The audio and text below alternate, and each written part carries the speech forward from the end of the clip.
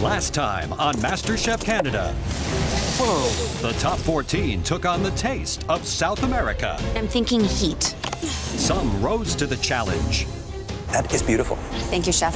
While others went south. It's too little, too late. And David's MasterChef Canada journey came to an end. Tonight, the top 13 face their very first team challenge. Red! Cooking for Canadian heroes. The firefighters are arriving! Let's go, guys, faster, faster! But as the pressure builds, I need sauce on these ribs right now. Do it, just do it. a succulent rib lunch could go down in flames. This is on the brink of disaster. You can't even serve that. What are we gonna do? This is my worst nightmare.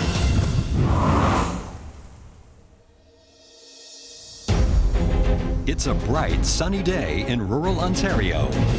And the top 13 home cooks find themselves in the quaint and quiet village of Unionville. Wow.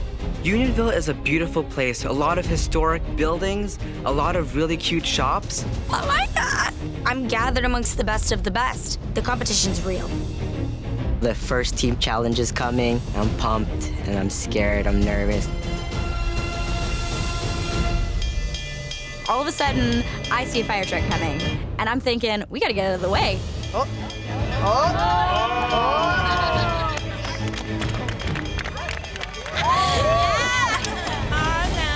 It's totally awesome. I think Chef Alvin is channeling me a little bit with that hat. So sweet. Now, isn't that one beautiful antique fire truck? Sure. Yes. It belongs to one of York Region's 9 firefighting unions. And today, you will be cooking for 121 of their dedicated firefighters. Wow. I've never fed that many people before in my life. I've only cooked for like 5, 6, 7 people at most. I'm worried. Not only are you honoring local heroes, you're feeding a lot of people in great physical shape who get very hungry fighting fires. They're putting out fires, you know, it's a lot of stress. Firefighters need a big, hearty meal. We put a lot of thought into what would satisfy them.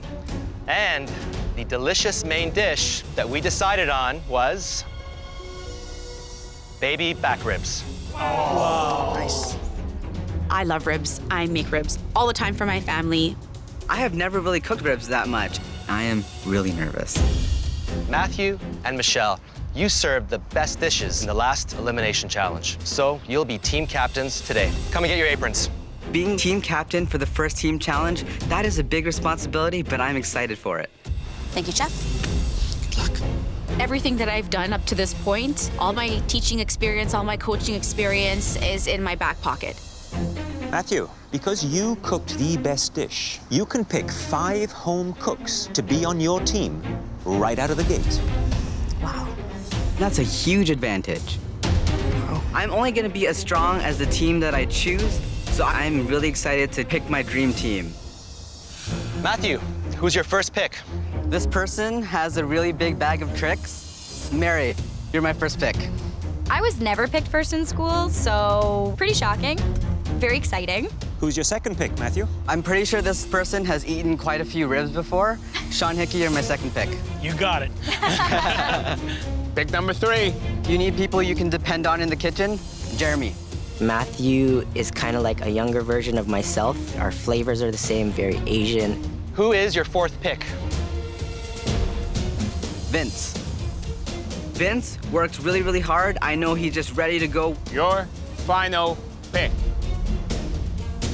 I'm gonna pick Jacqueline. I'm on Matthew's team. I'm so happy. Because I think he's a great home cook. He seems to really have good flavors. The rest of you, go join the blue team. Michelle's team is the leftovers that Matthew didn't want. We're the underdogs. We have something to prove. We good. We're good, baby. Matthew picked a lot of the strong home cooks, but that means that if I do have to go into the pressure test, I don't feel like I'm going up against the absolute strongest cooks. Michelle, how do you feel about the team you've inherited? I feel great. I'm very confident that I can lead them to a victory. When push comes to shove, I know how to get people moving, get people motivated in positive ways, and I know that I can do this. Each team will have 2.5 hours to season and grill your ribs and create a delicious sauce. We also want to see 2 delicious sides. Each team will have their own satellite pantry, stocked with amazing ingredients. I want you to remember who you're cooking for today. These firefighters are constantly risking their lives. Firefighters are special in my heart because I went through a fire this year. I want these firefighters to feel appreciated because they risk their lives for people that they don't even know. At the end of the meal, the firefighters will vote for the team whose lunch they enjoyed the most. Are you ready? Yes, chef! Your time starts now! The teams now have 2.5 hours to plan, prepare, and serve their rib lunch menu. Start with the rub. Let's get the ribs. You guys work on the rub for the ribs? It's a dry rub, Okay. right? So salt for sure. Pepper. Cumin, smoked paprika. We need brown sugar. Brown sugar on a dry rub. Trust me. Just a little bit. Brown sugar. in my rib rub. Go with whatever Michelle knows. No, I'm liking everything you're saying right now. That's good. And Michelle is a team leader that leads by kind of getting everyone's opinion. That's kind of scary. You should cut these in half and grill both of these together and just do a grilled vegetable medley. A medley, really? Okay, what do you think? This is what you want. No, well, go ahead. That's fine. We're making hickory smoked ribs, stuffed peppers with cornbread, and a vegetable medley. You're working on the cornbread, okay? That's it. We're good. What are we gonna do for the rub? What are you Garlic, thinking? salt, and pepper, oregano, paprika. I don't want this Yeah. too spicy. No, yeah. All right, and then next, a side. I was gonna do cornbread. Okay. I was thinking of coleslaw. Coleslaw and ribs. Today we're gonna make a Chinese spice rib with a whiskey cola sauce. I want to taste everything. 100%. Yes. 1, 2, 3. Before the home cooks can start smoking the ribs, they must first prepare a spice rub to coat them in. I think we're going to see 2 very different kinds of leadership here. Michelle, do you want us to run the rub by you, or you go with what we do? Go with what you do. No more salt. It's definitely salty enough. We need a lot. We need more than that. Matthew is one of the youngest members in this competition, and I'm very impressed with what I'm seeing. There's law and order happening in his kitchen. Anyone has a problem, let me know right away. Yes. Dried oregano? No. Dried oregano is gonna be too intense. Michelle, she seems to be leading by committee. That can be a very bad thing. We're gonna run out of rub really soon on this station, Michelle. Just take it easy then, guys. You know, too many cooks spoil the broth, guys. 100%. Ooh, hot stuff coming through. We have 2 massive smokers where we can put the ribs in, shut them, set them, forget them. The key to keeping these ribs tender is absolutely critical to keep these lids closed for as long as possible. No one touches these ribs until 15 minutes to, then we will baste them. Let's go. Get them on. Let's go. With both teams' ribs in the smoker, they move on to preparing their side dishes and barbecue sauce. Jeremy, you're working on the sauce. Focus on these vegetables, get them prepped. If I was doing a sauce, I'd be taking some onions and garlic. I'd be adding some vinegar to it. Things like ketchup and Worcestershire sauce. So you've got this wonderful multi-layer of flavor. This better thicken up. This sauce can make or break me, but it's not going to. It already tastes great. This has got to be a really meaningful challenge for Jeremy because his house burned down. Can you imagine? If it wasn't for firemen who got in there and saved things, it would have been a total disaster for him. Without the firefighters, I would have lost everything in the house fire. I was able to save things that meant a lot to me. Family photos we were able to save because of firefighters. I want to feed them a good meal because they really deserve it. Michelle, do you want to taste the sauce? I want to run everything by Michelle because if in the end things go wrong, then I don't have to take all the blame. So, Sean, how much sauce are you making? I'm gonna try and get double what we have in here. Are you sure that's enough? I really hope so because we're running out of ingredients. Who's in charge of portioning this sauce? We both are. So this is on both of you? Yes. What if you run out? The goal is not to. Michelle? I'm embarrassed that all of this is happening in front of Chef Claudio. Who's in charge? I'm in charge. The sauce right there, I don't think it's enough. Then we're gonna have to come up with plan B. I don't want him thinking that we made a big, giant error. I'm worried. While the blue team worries about quantity, over in the red kitchen, quality is the concern. Jeremy's working on the sauce, and I am nervous. It needs to be sweeter, Jeremy. If the sauce isn't good, then we're screwed. It's still really mustardy, Jeremy. I know. I'm cutting it with more maple syrup. How's things going? It's going really well, Chef. We're doing a Chinese dry rub with a whiskey barbecue sauce. Want to taste our sauce, Chef? Okay. I like that sauce. Thank you, Chef. I love whiskey. We made this dish for you, Chef. Thank you very much. Of And for the firefighters. course, the firefighter are more important. Okay, good luck. The sauce is a really intricate part of what's gonna make us win today. Jeremy, that's Bomb. The red team may be happy with their sauce, but the blue team is still struggling. We have 2 batches of sauce, and we got the taste spot on for the first one. Now I have to replicate that on the second one. Balance out the tomato flavor. It's a little overbearing. More molasses. We'll get there. As Sean works on the sauce, the rest of the blue team tackles the side dishes. We're making peppers stuffed with cornbread. I don't know how many peppers there are. We need 121 portions. We have 51 halves. Quantity of peppers versus the amount of people that we have to feed, it doesn't add up. We don't have enough peppers. What are we gonna do? I'm stressed. At this point, I'm stressed out. I got too much shit on my plate. 20 minutes! Matthew, do you want me to go on these? No. Do not open these. I'm telling you, you should look at them. You should look No, at them. we're not looking at them. Sean Hickey wants to open up those smokers. Do it. Just do it. No. Oh, I can't. my I God. can't. So even though Sean is really trying to muscle in, Matthew is not letting him do it. I'm dying to get over to that barbecue. If you open that smoker, you're gonna rob the smoker of all the heat. Shut the lid. Just shut it. Our smokers have just dropped a good 15 to 20 degrees. That our ribs won't be as tender as they should be. We could lose this. Hey, man, we're following instructions too, right? You know what I mean? Yeah. While Matthew may have lost control in the red kitchen, Michelle's now dealing with the fact that the blue team doesn't have enough peppers to stuff. Change of plans, okay? We don't have enough peppers. I'm thinking we're gonna take the cornbread and make a hash out of it instead. This way we can ensure everyone gets fed and everyone gets equal portions. Yeah, Okay? sounds good. Let's go. Let's go, guys. Let's go. Vince, you're working on that slaw, right? I made a radicchio red onion slaw with olive oil and red wine vinegar. It's too bitter. You decide, man. I gotta shut Vince's coleslaw down. I know this coleslaw isn't gonna go well with the ribs. We're not gonna do the slaw idea. We only need 2 sides. We got the cornbread, we got the squash. We're gonna do a vegetable medley with sweet potatoes, green beans, and squash. Vince is a good team player, and he's gonna do the sweet potatoes. The red team's side dishes may be under control, but there's still the matter of their undercooked ribs. There is nothing I can do about that lost heat. Get that sauce caramelized onto the meat ASAP. So we just have to improvise. We have to make sure that those ribs are gonna taste as beautiful as possible because they're not gonna be as tender as we can make them now. 5 minutes left. You should be plating now. The stations are set up. The servers are there. So I suddenly remember the ribs haven't been checked. Oh, wow. I burnt the ribs.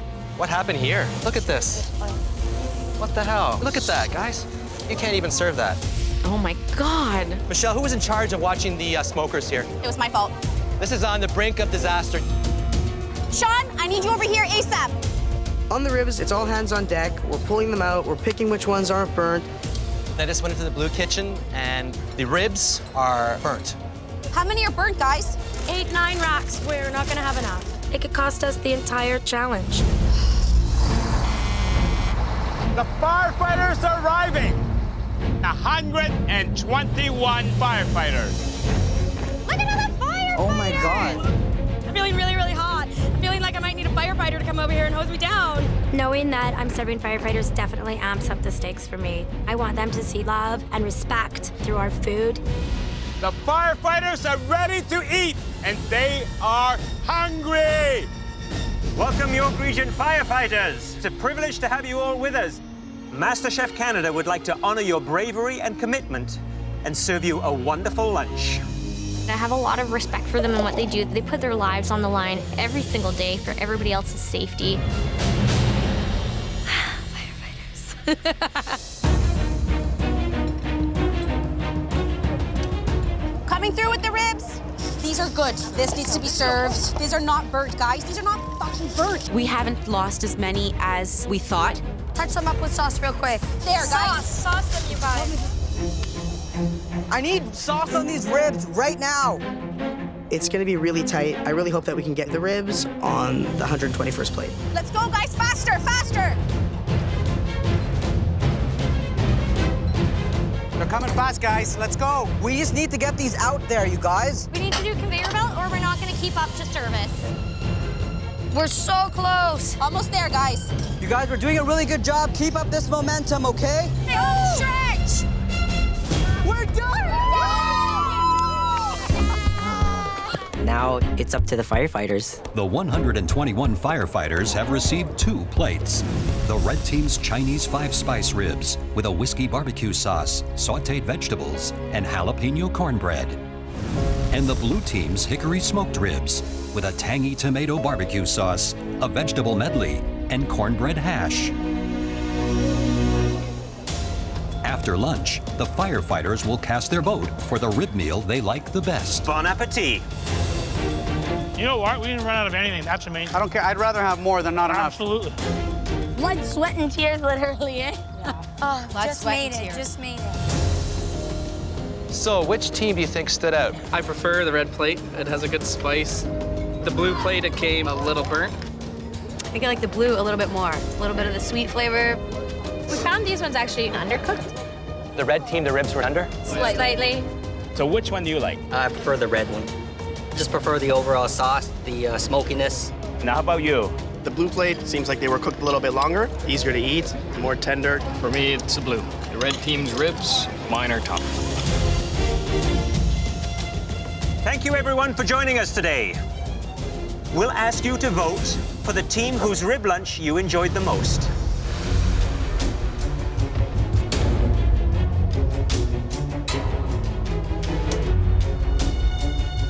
We worked really, really, really hard together as a team, and I want this victory very badly. I'm really confident that we're gonna win. I know our flavors are there. The only thing is, since Sean opened those smokers, I'm just so worried that the ribs were not tender. With the last firefighter vote cast, it's time to announce the winner. You just served 2 delicious rib lunches to 121 firefighters. Both teams did an incredible job. Red team, your spicy rib sauce got rave reviews. Blue team, the firefighters found your ribs to be beautifully tender. Yes. But, as you know, each firefighter had to vote for the team and plate they liked the best. 20 votes separated the winner from the loser. Are you ready to find out the results? Yes, sir. The winning team that will automatically move into the top 12 is... Come on, Mom. Come on, Blue. Come on. Really, really don't want to do the pressure test. Come on, Blue.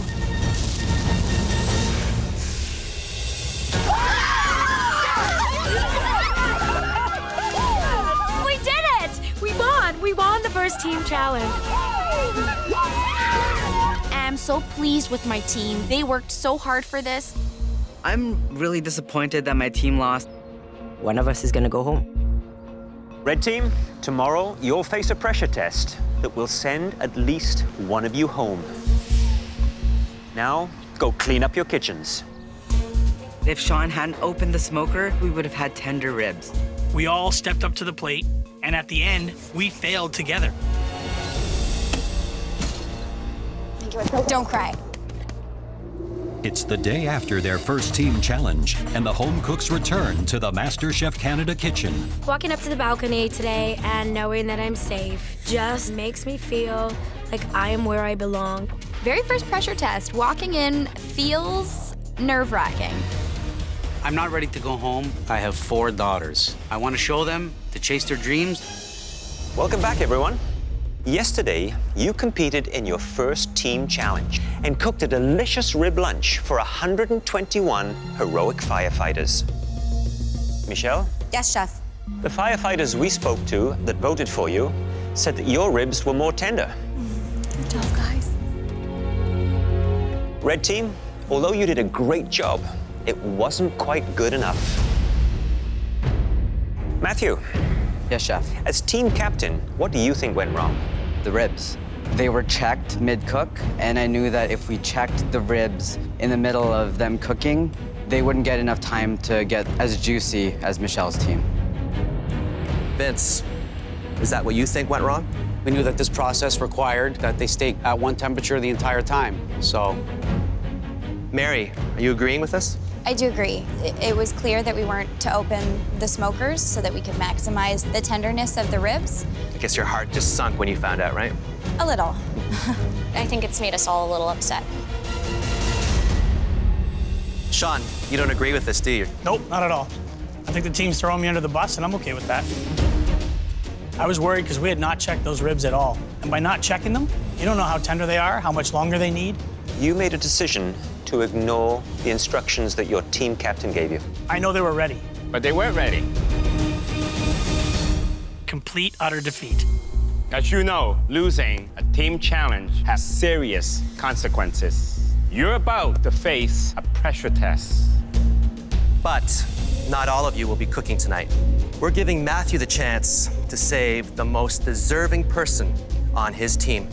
And Matthew, that includes yourself. One thing I know is that he's not going to be saving me. So Matthew, who are you gonna save? This is a very hard decision, Chef. I have the utmost respect for everybody here. They really worked hard. But if I go home, if I had the chance to save myself, I'd be kicking myself for the rest of my life. I'd be so stupid to not choose myself. Matthew, that means you are part of the top 12. Please head up to the gallery. I am happy that I'm not cooking and my food dream is still alive, but at the same time, I'm leaving behind people who have worked so hard. Sean, what do you think of Matthew's decision? I think it's a cowardly thing to do. Matthew saving himself is something that I do. If you have the opportunity to be up in that balcony, you do it. Before we move on, Matthew. Yes, Chef. You get to choose to save one more member of your team from elimination. Who's it gonna be? This person, they were wherever I needed them. The sauce got pretty rave reviews, so I'm gonna be saving Jeremy. Jeremy, head on upstairs to the gallery. Thank you, Chef. I'm so happy. Thank God. I'm definitely not going to be the one going home. You're about to face a pressure test that will send at least one of you home. What we're about to show you features one of the most popular baked treats in this country. Beautiful, decadent cupcakes. For this pressure test, you will create 2 dozen gourmet cupcakes. I love eating cupcakes, but I don't love baking them. I have celiac. I have not eaten cupcakes. I have not baked cupcakes. Cupcakes are not my thing. Now, the key to cupcakes is the perfectly moist and fluffy base. The icing should be flavorful, light, creamy, and beautiful. In the equipment room, you will find a specialty pantry full of ingredients that will spark your imagination. We want to see creativity, innovation, and variety. And to make things even more challenging, we want your 24 cupcakes to feature at least 3 different flavors. This challenge is crazy. I'm glad that I'm not down there. You will have just 90 minutes to make us a cupcake tower to keep you in this competition. I'm not a good baker. I need more like 90 days, not 90 minutes. Are you ready? Yes, Chef. Your 90 minutes starts now. Lavender. Okie dokie. Right away, I'm thinking bacon. Candy bacon's gotta go on top of one of these cupcakes. Game on. The first thing that comes to my mind are my 4 little girls. I'm cooking for them. They love cupcakes and they love their dad. This is a tough challenge. 24 cupcakes, 3 different flavors. They gotta have pizzazz. Given the time limit here, they really need to get the batter going. Just gotta focus. I'm making a candied bacon chocolate cupcake, a peach spiced cupcake, and a banana foster cupcake. I'm gonna do a s'more cupcake, a chocolate mocha cupcake as well, and I'm gonna be doing a lemon coconut. As an insurance broker, you kind of need to be a stickler, and baking is kind of the same. You need to have exact measurements, and you can't make mistakes. The stakes are super high. I don't want to go home. I'm not gonna have time to fuss around with 4 different batters and add flavors into each batter. If I just stick with one base, stick with chocolate, my girls love chocolate. We're not looking for a bake sale cupcake. We're looking for a cupcake that is sophisticated, creative, can actually give them that opportunity to really stand out. I see red wine. Why not put red wine in a red velvet cupcake? What you doing? What you doing? Red wine and cupcakes might be really weird. I'm hoping that won't hurt me. The wine? Yeah? I have trouble with the concept of it, but it's very innovative. Let's risk it. Oh, this isn't my station. Oh, shit. I put flour in there instead of sugar. I start losing focus. I have to start from scratch, and time's ticking. Mary, do you have any white sugar there? Yep. Are you almost out? Yep. Thank you. You're welcome. I'm a giver in the kitchen. Powder. Who's got baking powder handy? I do. If somebody needs something, I'll give it to them. Thank you. No worries. Just give it back, man. I will. I don't want to win that way. You have 45 minutes. That's it. I have celiac. I'm not gonna be able to taste my batters. I'm just gonna have to go off site and smell. Jacqueline, Hi, Chef. how comfortable are you with baking? It's not what I usually do, but I'm feeling okay. So you have the confidence? I think I do. You think you do? I think I do. I'm not convinced. I know. Are you never mind. convinced? I'm not really convinced. You got to believe in yourself. Without confidence, you won't go very far. Yes, thank you. Okay. 25 minutes left. Get in there. You should be putting the cupcakes in the oven. If they don't get them going now, these cupcakes, it's not going to cook in time and cool in time. A little stressed. I want to put my own little flair on these cupcakes and come up with something a little bit out of the box. I cut up some peaches. They got to go in the spiced cupcakes, so I have to open the oven again. Sean is opening and closing the oven like he does on barbecues. Wow. I realized that I just let all the hot air out of the oven while the cupcakes are at their critical point and they're just starting to rise. I'm really freaking out. You have 15 minutes left. 4 home cooks are struggling to make a cupcake tower in a 90-minute pressure test that will send at least one of them home. I'm not going home. I need this. I want this. Trying to figure this all out right now. I don't think I made enough icing. The icing has to work with, not compete with the flavor of your base sponge. They have to work in harmony. It's good. All right, Vince. Wow, look at these cupcakes. They look really, really nice. How many flavors you got here? Chocolate, all chocolate. Just chocolate? Just chocolate. All right. It'll be boring. I'm gonna give them all their own unique cream, peppermint, coffee, and cherry. That's pretty much it. Come on, this is not novice. This is MasterChef.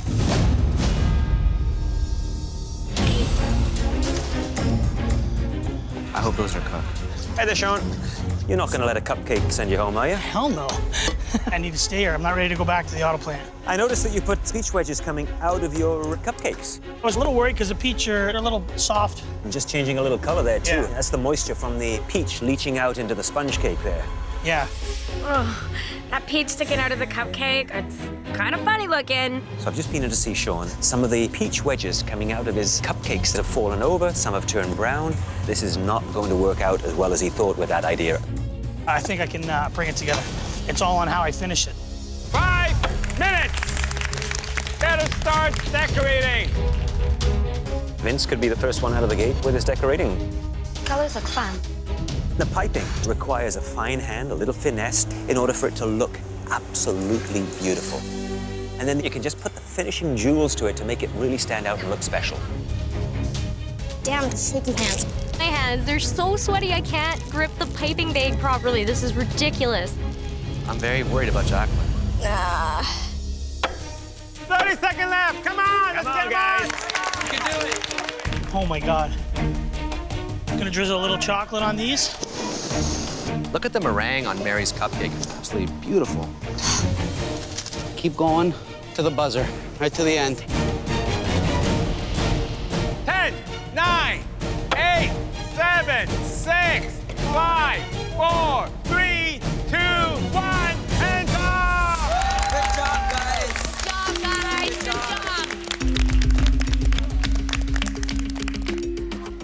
I'm getting a little emotional because my cupcakes didn't quite hit that spot where I wanted them.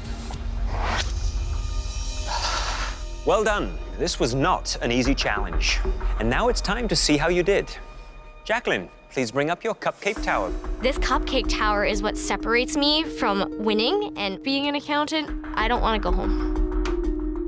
The purple ones are a lavender-infused cupcake with vanilla Swiss buttercream. The yellow is a lemon cupcake with a lemon buttercream, and a red wine velvet cupcake with a cream cheese icing, toasted walnuts, and crumble on the top. Red wine is something I've never seen in a cupcake, so this is the first for me.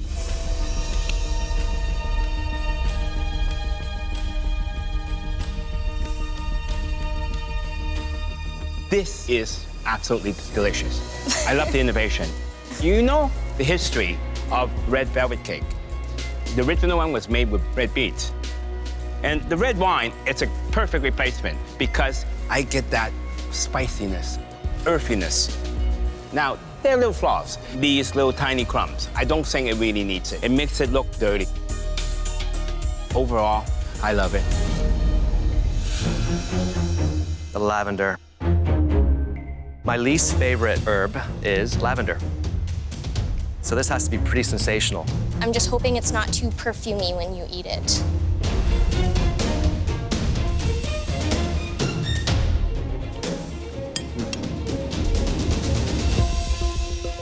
This is a very sophisticated cupcake. Really well balanced. What does this mean to you?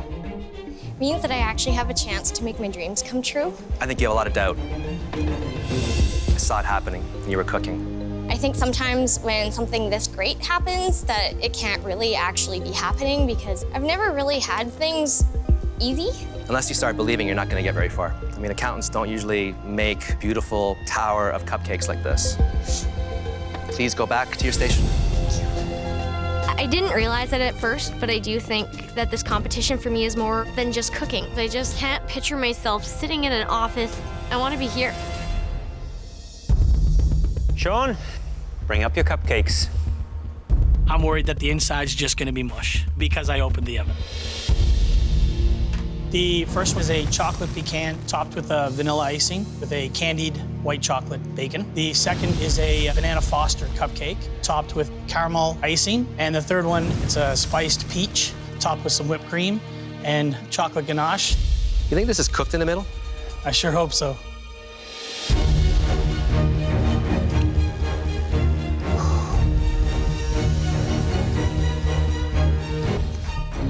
It's perfect.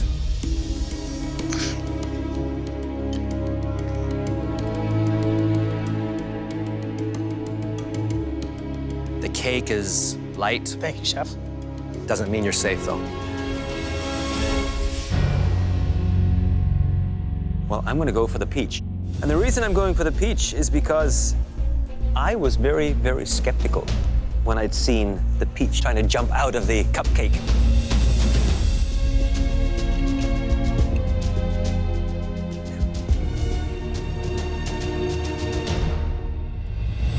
Great peach flavor with that little bit of cinnamon and sugar to it. Refinement, that's the area where I see it falling down.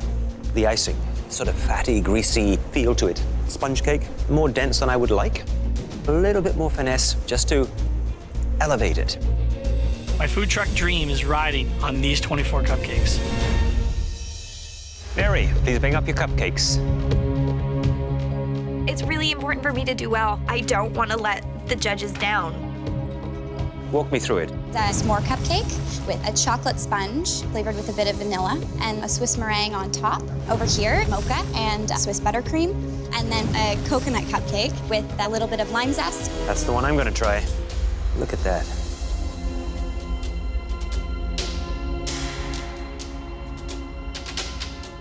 It is absolutely delicious.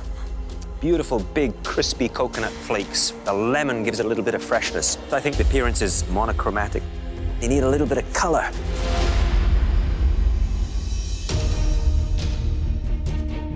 I love marshmallow, so that's the one I'm gonna try.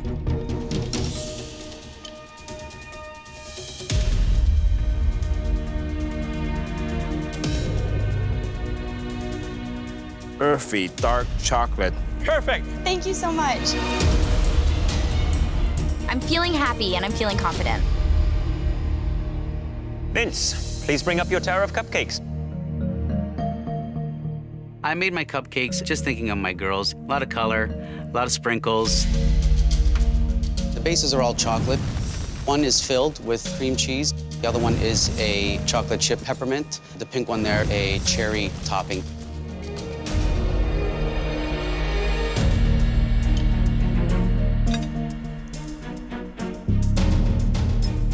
Very subtle with the mint, not too overpowering. You know, the chocolate and mint, it's a classic combination. Overall, the decoration, it's a little homey. The piping is sort of child's play-like. The sponge cake, a little dense, because I think it struggled to rise. Thank you very much, Vince. Thank you.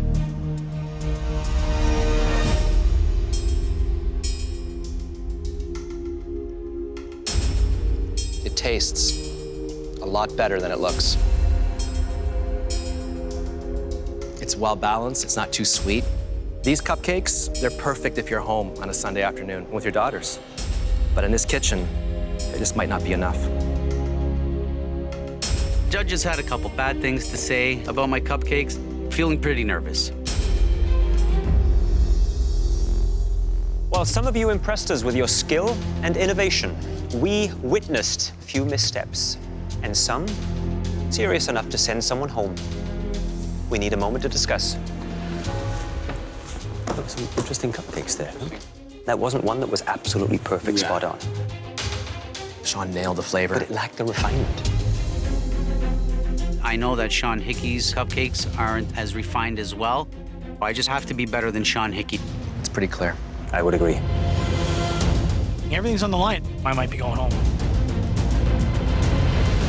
4 home cooks from the losing red team have completed a grueling cupcake pressure test that will send at least one of them home. It's pretty clear. I would agree. Let's go.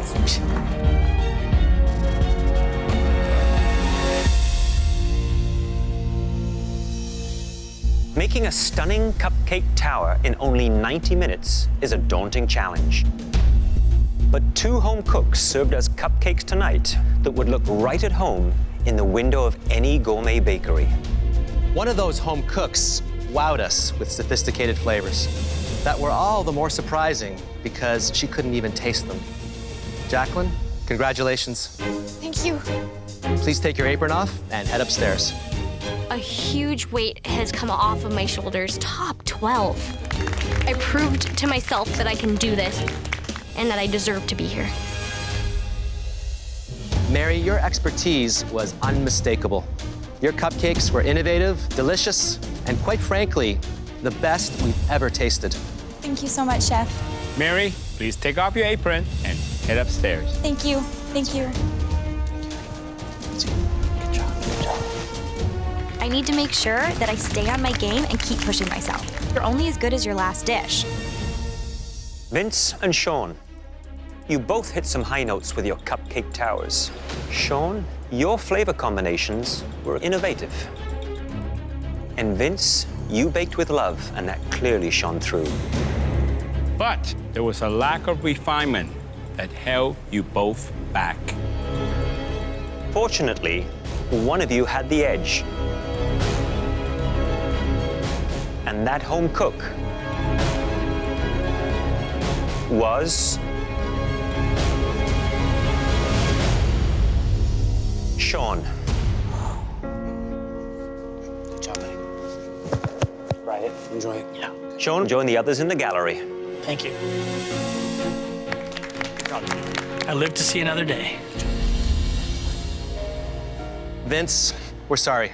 Your cupcakes did not have the variety and the innovation that we were looking for. But you are a great cook. We know that you've made your wife and daughters very, very proud. So do I. And we hope that this is just the beginning for you. Me too. Continue to pursue your food dream and continue to put your heart into every dish that you make, just like you did today. Thank you, Chef. Please come up and say goodbye. Thank you. Great to meet you. Pleasure. I am proud of where I got. I never thought I was gonna get this far. It's a big yes from me. Thank you so much. It means a lot. The whole experience has been fantastic. My girls are as emotional as I am, and I know there's gonna be a lot of tears when I walk in the door. Love you, buddy.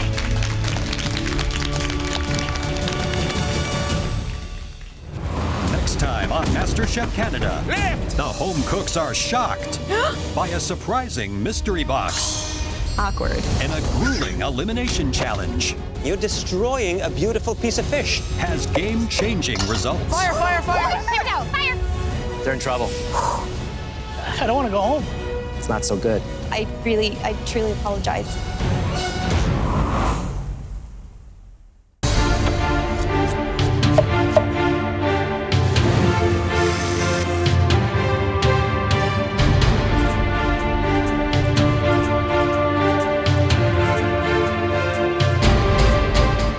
Last time on MasterChef Canada. The firefighters are hungry! A rib lunch for 121 heroes burnt the red team.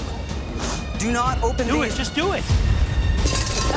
And a cupcake pressure test It just might not be enough. sent family man Vince home. Tonight, Lift! the home cooks are shocked by a surprising mystery box Awkward.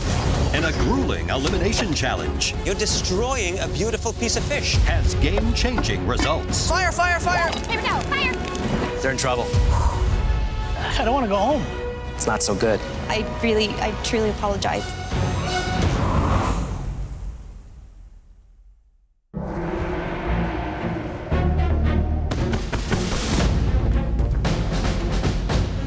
Every time I walk into the MasterChef kitchen, I keep thinking this is just one step closer to living my dream of getting my own taco food truck. I will never get used to walking into that MasterChef Canada kitchen. It is insane, but I've done well so far. I feel like this is my place. I feel at home. There are only now 12 of you vying for the MasterChef Canada title. Today, you have another chance to show us your very best. It's time for your next Mystery Box Challenge. The winner of this Mystery Box Challenge will be given a unique advantage in the upcoming elimination round. I need to prove to the judges that I'm an amazing cook. I need the judges to see that I'm a front runner. On the count of 3, lift up those boxes. 1, 2, There's fear in not knowing what you are going to cook. 3, lift! I have stuff, but some people don't have stuff. Okay. Awkward. As you can see, half of you have ingredients under your box, and half of you have absolutely nothing. Those of you with empty mystery boxes will be pairing up with a home cook who has ingredients in their box. You'll be working in groups of 2 to create one stunning dish together. I love to do everything myself, so it's gonna be interesting to have someone cooking with me. We are giving you exactly 30 seconds to decide who you want to pair up with. The last person I want to work with is Sean Hickey. The last time we worked together, Sean kind of botched the main protein of our dish.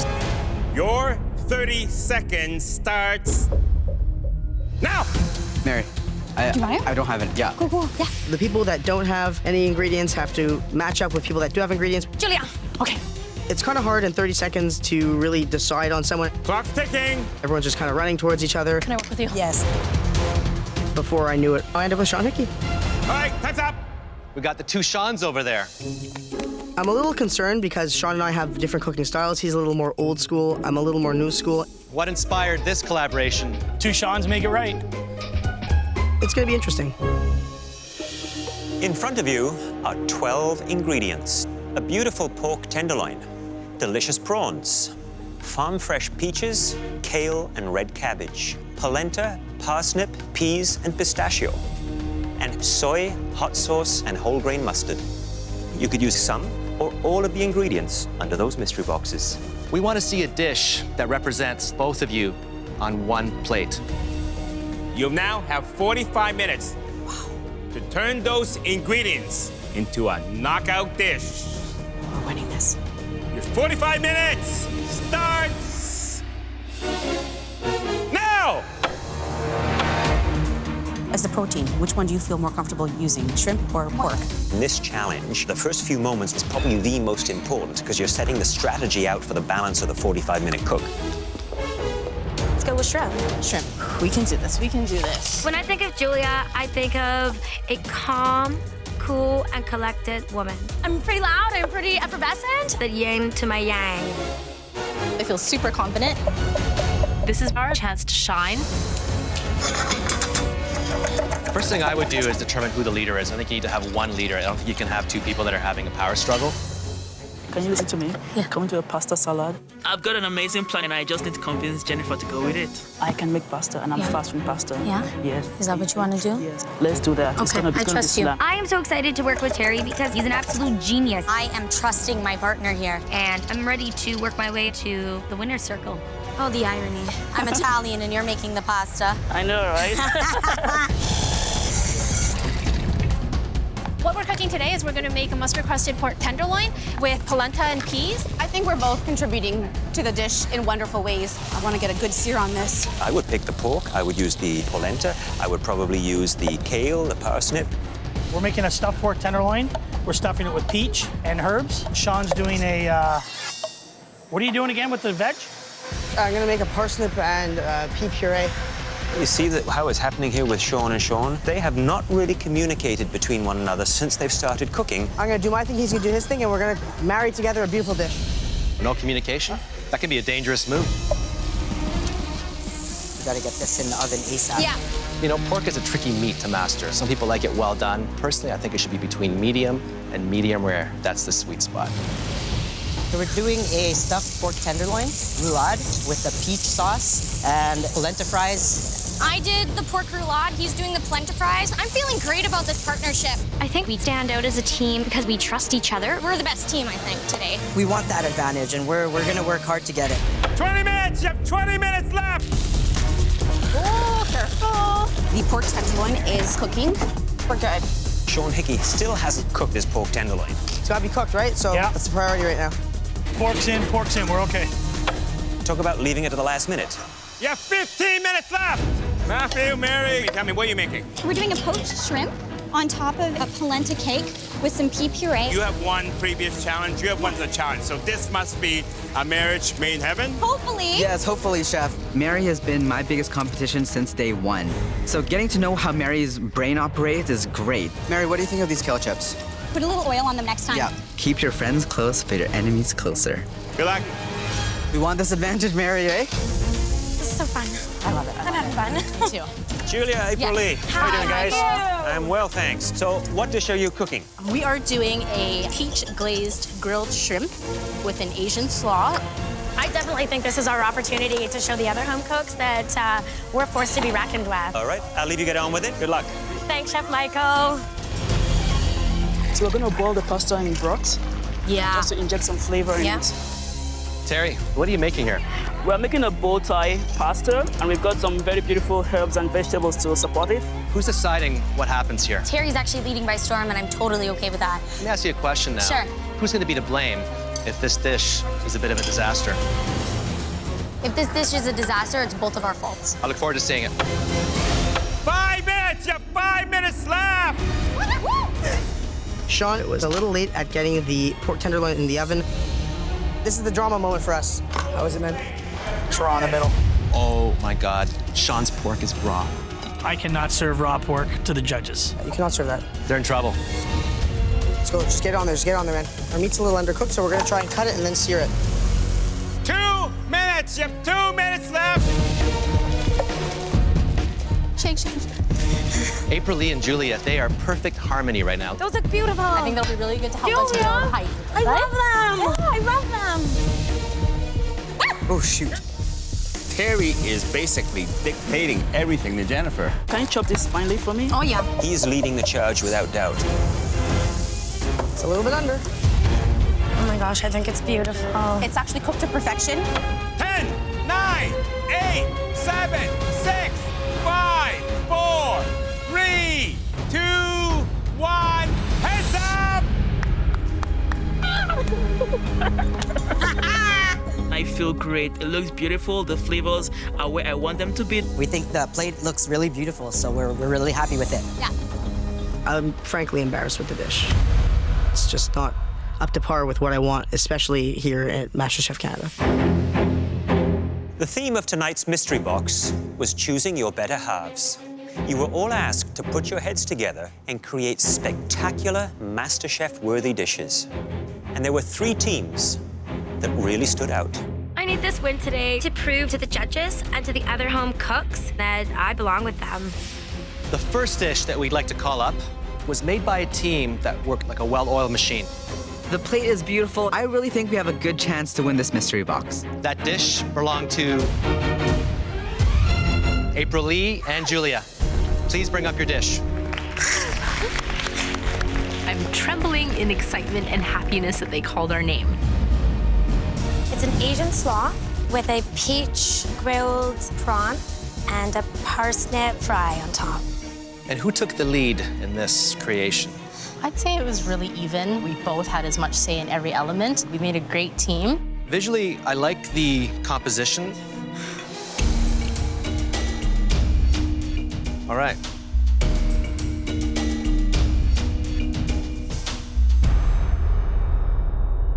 It's really good.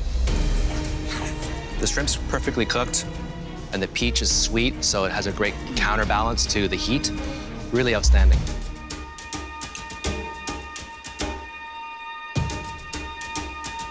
That slaw dressing is wonderful. It makes a perfect foundation for such a delicious shrimp dish. Well done. Thank you, Chef. Thank you. I'm feeling that the other home cooks are noticing Julia and I for the very first time. Good job. It's a really good feeling. The second team of 2 that we'd like to call up plated a pork dish that we can't wait to sink our teeth into. Please bring up your dish. Jacqueline and Jeremy.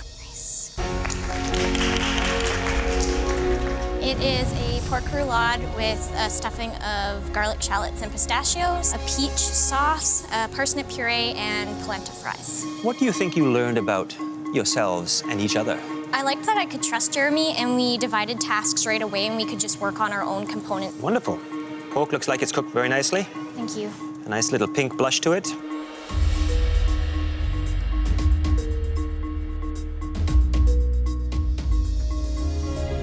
Delicious. Moist, rich, flavorful. That little sweetness of the background coming from the peaches. Well done, guys. Chef. Nice job.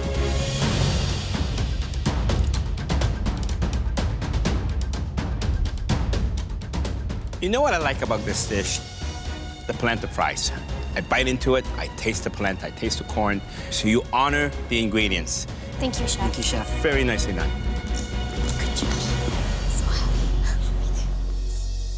The last 2 home cooks that we'd like to call up, their collaboration on the plate seemed ambitious and innovative. Please, please, please, please, please, please. Please come up. Terry and Jennifer. This is prawn farfalle pasta salad with pistachios, peas, and kale. The colors just jump out.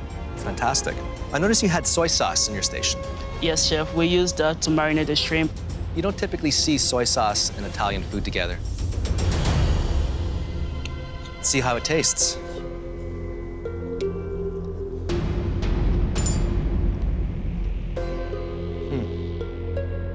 Never had a dish that tastes this way. This is a very new taste for me. That is delicious. It's an original.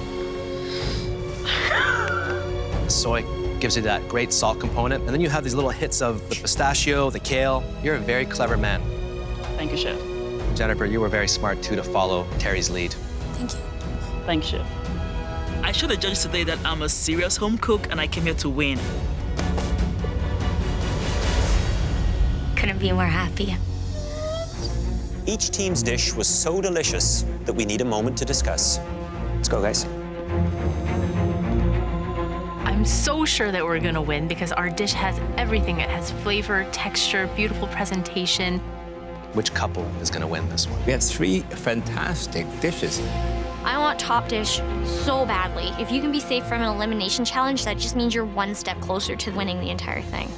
The foods that we had today were really out-of-the-box thinking.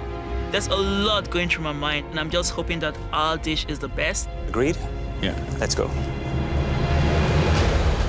As you know, only one dish can win the Mystery Box Challenge, and choosing the team that made that dish was not an easy decision. We've got this mystery box challenge in the bag. Terry and Jennifer, congratulations.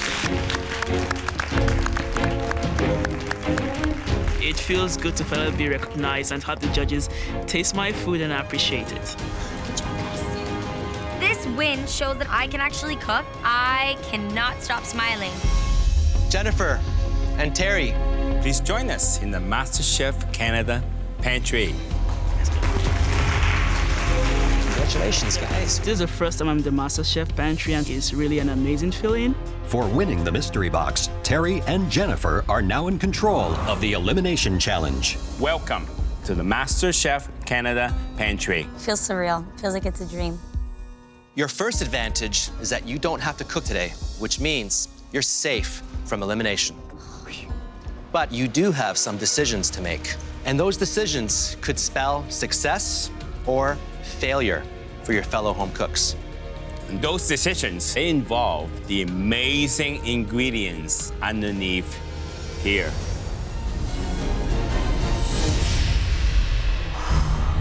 In front of you is a stunning selection of beautiful fresh fish that are eaten and enjoyed all over Canada. But some are much harder to work with than others. On the easier end of the spectrum are sole and red mullet. In the more difficult range, you have Spanish mackerel. It's strong and oily. Steelhead trout that has lots of tiny bones. And the BC sturgeon can be difficult to cook just right. And finally, the most difficult fish, hake and the monkfish.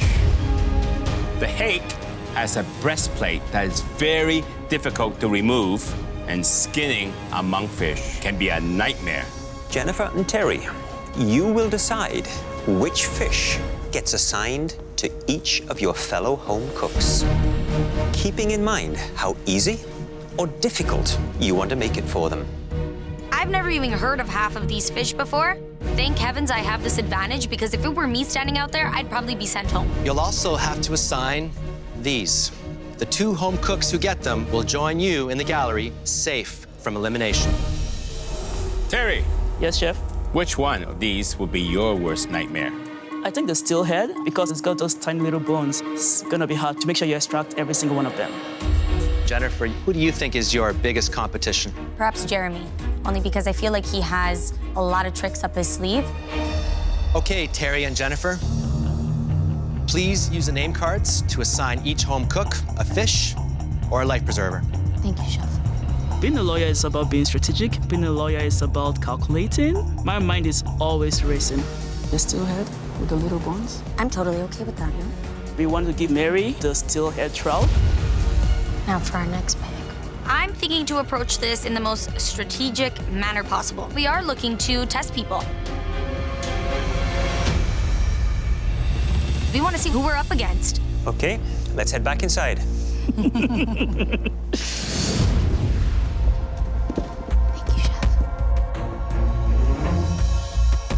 As you can see, Terry and Jennifer will not be cooking in tonight's Elimination Challenge. That was their first advantage. In the pantry, we showed them 8 different types of fish. Some are relatively easy to work with, and some are extremely difficult.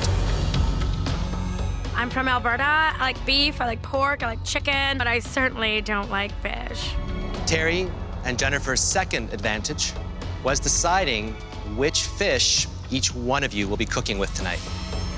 Among the fish are 2 life preservers. If you are assigned one of those, you're safe from elimination.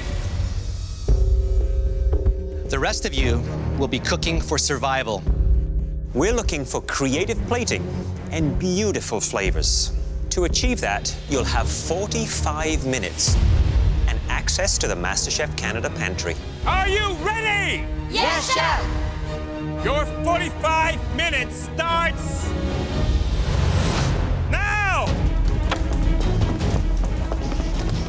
I want that life preserver more than anything. Middle, please.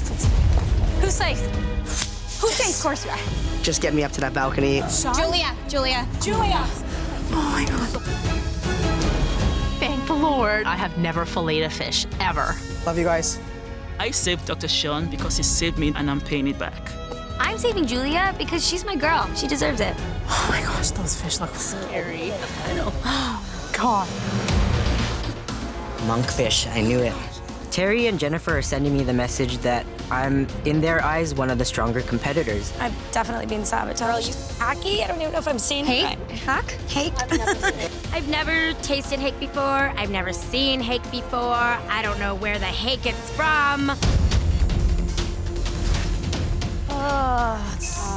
I'm looking for rice right now. Jennifer and Terry have assigned me British Columbia sturgeon. It's a thick, denser fish, so I know that I can cook it the same way I would cook a meatier protein. This is do or die for me. If you get a difficult fish and you know it's difficult, that's like Terry and Jennifer telling you right to your face, I want you out. Oh my gosh, you guys. At this point, Terry and I feel that April Lee has been playing it safe, and we want to throw her a little bit of a curveball. There's some crazy ass bones in this fish, that's for sure. Really what's gonna stand out for me here is fish that's butchered properly. No bones or there shouldn't be any bones. Oh Lord, so many bones. Behind again! Sorry. Mary is one of the strongest home cooks here. Come on. We're giving Mary the steelhead trout because it's got a lot of tiny bones. Almost there. I'm making a trout, a brown butter cauliflower puree with a nice grilled fennel salad and a carrot sauce. I've got a lot of components. I have a lot going on, and 45 minutes is not a lot of time. I'm already a bag of sweat. I have sole. My dish is gonna be pan-seared sole with citrus risotto. Thanks, Jen. This is something like I'd make at home. That's why. She's my Italian sister here, and I want to give her a break. I'm feeling good about my dish. They gave me the mackerel. I know it's fairly fatty, so I'm just grilling it and curing it with quick pickle will help tame the oiliness of the fish. I've been fishing since I was a kid. It was one of my favorite activities to do with my father, so I'm feeling more confident than I have in the past. Not only am I not going home, I'm gonna win. I got monkfish, and it's a pretty ugly fish I've never really worked with before.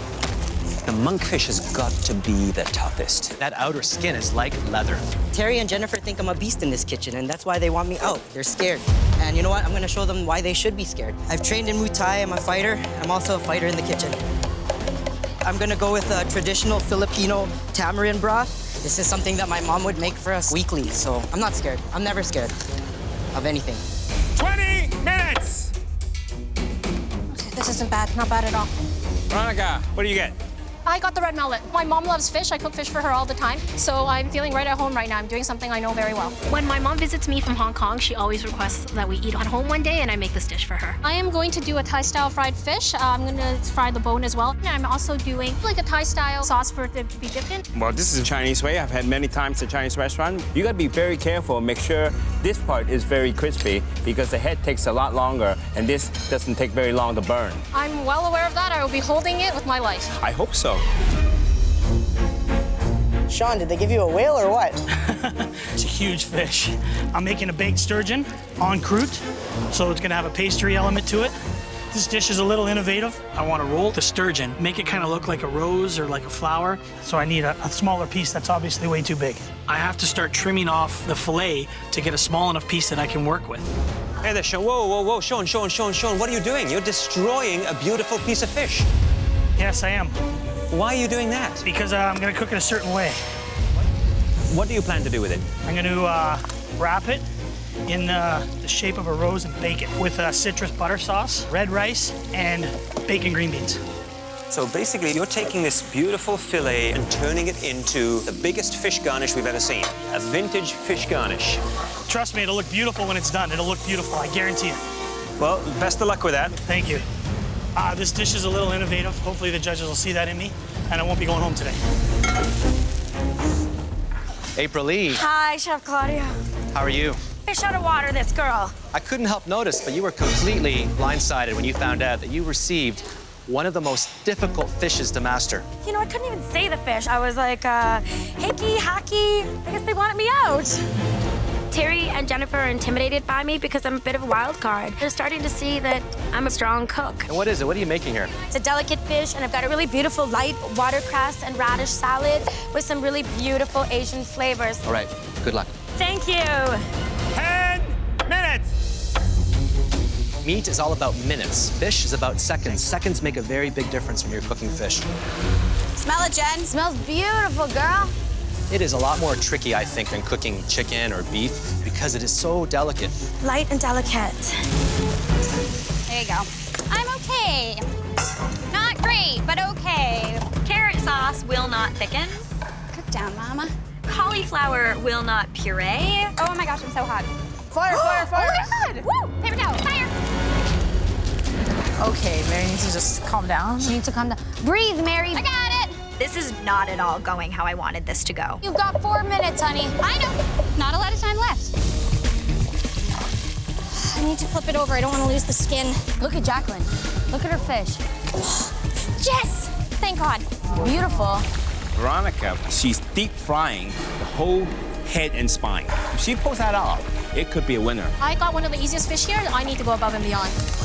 Jeremy is doing a Southeast Asian style dish. He handled that monkfish surprisingly well. I cannot believe what Sean is doing with his sturgeon. He wants to roll it and make it look like a rose. 1 minute left. I'm so happy with this. So freaking happy with this. Oops, I'm a mess. 10, 9, 8, 7, 6, 5, 4, 3, 2, 1. Hands up! I banged it out and I didn't think I could. I don't want to go home. It's exactly what I want. I just don't know if it's what the judges want. Looking down at this dish, it is not me. 45 minutes is a short amount of time to do something for people to tell you if they hate it or not. So I just don't want to go home. Now we're gonna taste all of your dishes. First up is Jacqueline. I'm elated. I have never produced such a beautiful dish in my life, and I can't wait for them to taste it. It's a grilled mackerel. The sauce is an almond puree. The beets I cooked in beet juice, roasted tomatoes, and then there's a radish pickle. It's a tricky fish to cook because it's so thin.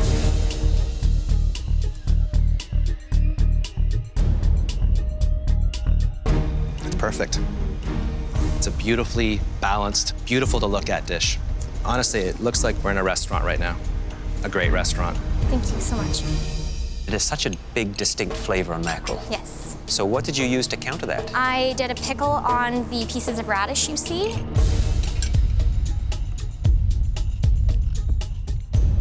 Beautiful balance. Thank you. Well done. Thank you very much. Great dish. Michelle, please come up with your dish. It's pan-seared sole with oyster mushroom, rapini, and a citrus risotto. Typically, this is something that I would serve at home. These are some of my favorite ingredients.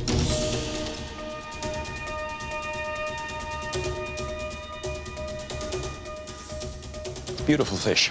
Moist, tender, succulent. Absolutely wonderful. Thank you, Chef. But you gotta add some magic. What I think we need to see is less of this safety zone, the rapini, the mushroom, just taking it a little bit outside your comfort zone. You think you have that in you? Absolutely, Chef. I have to do more than just what I've been doing. So now I have to bring it. I know I have to bring it. Mary, please bring up your dish. It's a steelhead trout and a brown butter cauliflower mash. What are you thinking right now? I think the flavors are there. The plating is not what I wanted. Why is it so lumpy? The cauliflower wouldn't puree the way I wanted it to. It's not so good. It doesn't have the sophistication that I would hope to see from you. The only thing that can give you a safe haven here is the fish. I know. What is this here? There's a pin bone. A bone in your fish is a big no-no. I truly apologize. Maybe 5 minutes in, I started feeling frazzled. This was a game of strategy as well as cooking. You know what I think? I think Jennifer and Terry want you out. You know that. I do. You think that's gonna happen here? I really hope not. I don't want to go home. I'll tell you right now, this fish is not pink in the middle. It could be a real shame for you.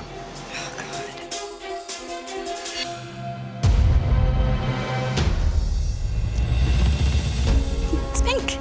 That's about as good as it gets, Mary. Thank you.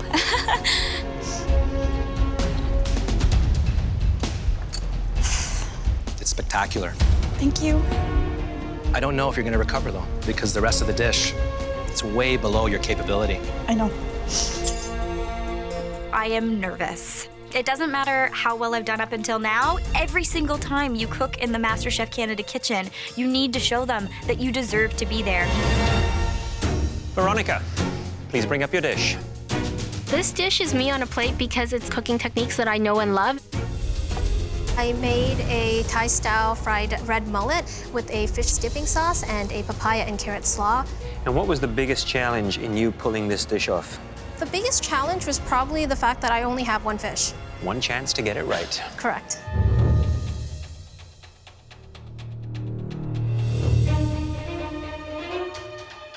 Red mullet is a delicate, sweet, gentle fish. I'm a little surprised that you put it up against such a big, almost fiery sauce. It's almost counterintuitive. Oh, But it works. thank you, Chef.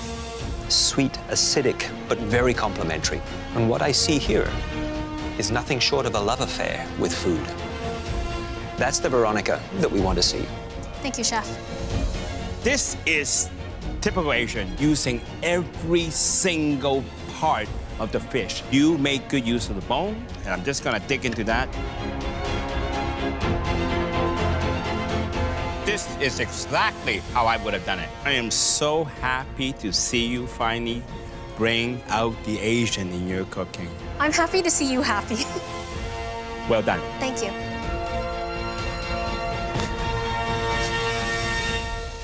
Jeremy, please bring up your dish.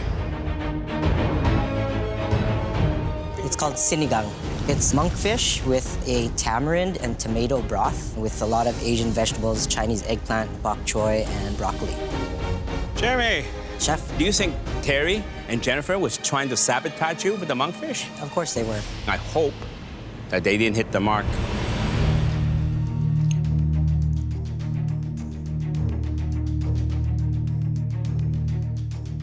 You know, in the Philippines, they use really cheap cuts of fish to make that dish. But did you know the monkfish is called the poor man's lobster?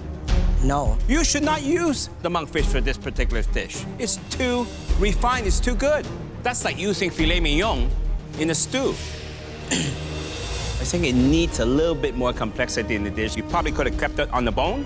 That would have done nice. It would provide even more flavor. Yeah. I am a little bit disappointed. But it's nicely cooked. April Lee, please bring up your dish. I am scared. I'm saying a little prayer. It's hake with watercress, radish salad with a really nice, fresh citrus, sesame, soy, ginger dressing. All right.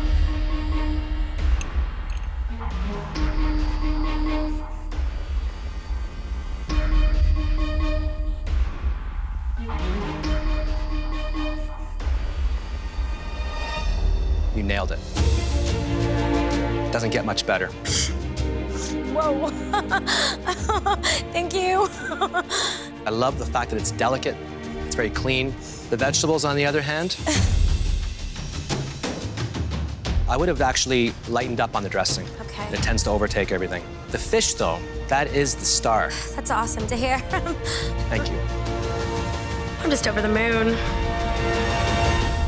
Sean, please bring up your dish.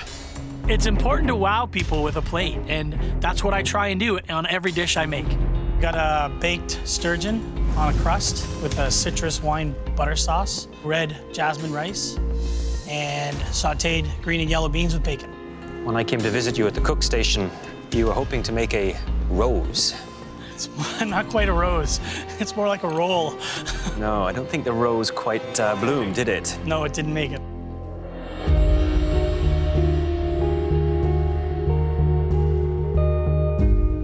I don't know whether it's beginner's luck or not, but that piece of sturgeon is about as perfectly cooked as I think anyone could get it.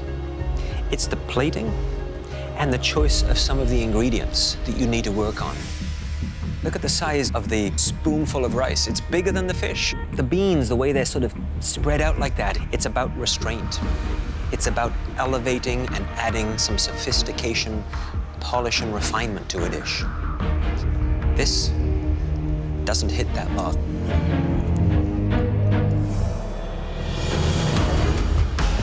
It's well done or medium rare? This is something that I don't understand it.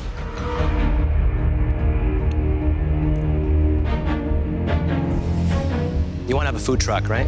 Absolutely. If you don't start to focus a little bit more, you might not be in the food truck. You might be just doing service on it. I don't think I cut it. We've tasted all your dishes, and now we need to take a few moments to discuss. Wow, that was unpredictable. 1 minute you're on top, and the next, you might be going home. There were some badly conceived ideas. I hate it when they don't respect the product because they have some beautiful fish. I want to taste the fish. I'm pretty scared that this could be the end of my journey. I think I'm in trouble. This competition's going to change dramatically right now. It could be quite the upset.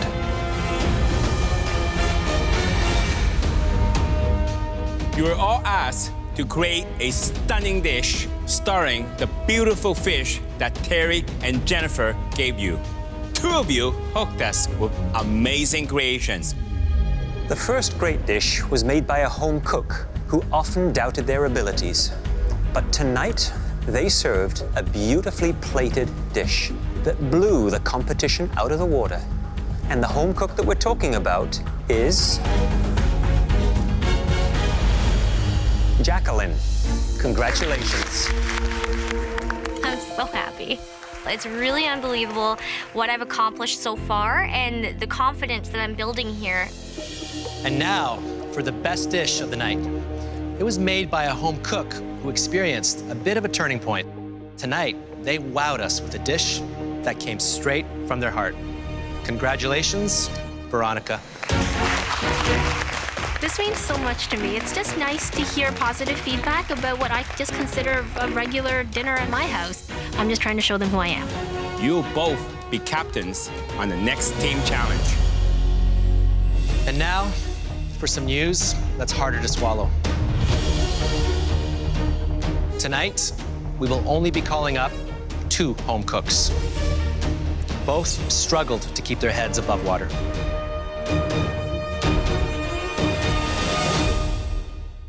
Sean. And Mary, please come forward.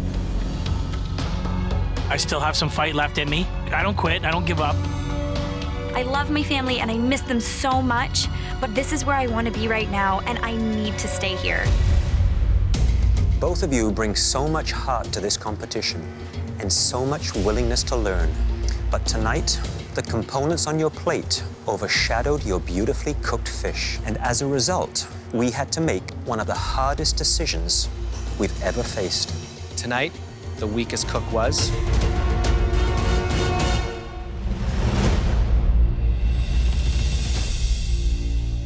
Sean. Oh my God. It's okay, baby. You got it. It's okay. It's okay. It's okay. Mary, please head back to your station. I'm feeling relieved, I'm feeling scared, I need to try harder, and I'm so ready to do that. Sean, you may work on an auto assembly line, but your cooking is anything but mass-produced. And although we're going to miss those funny little garnishes, we are sure that your wife and family will be delighted to have you home. Now come up here and say goodbye. You got it. Thanks, guys.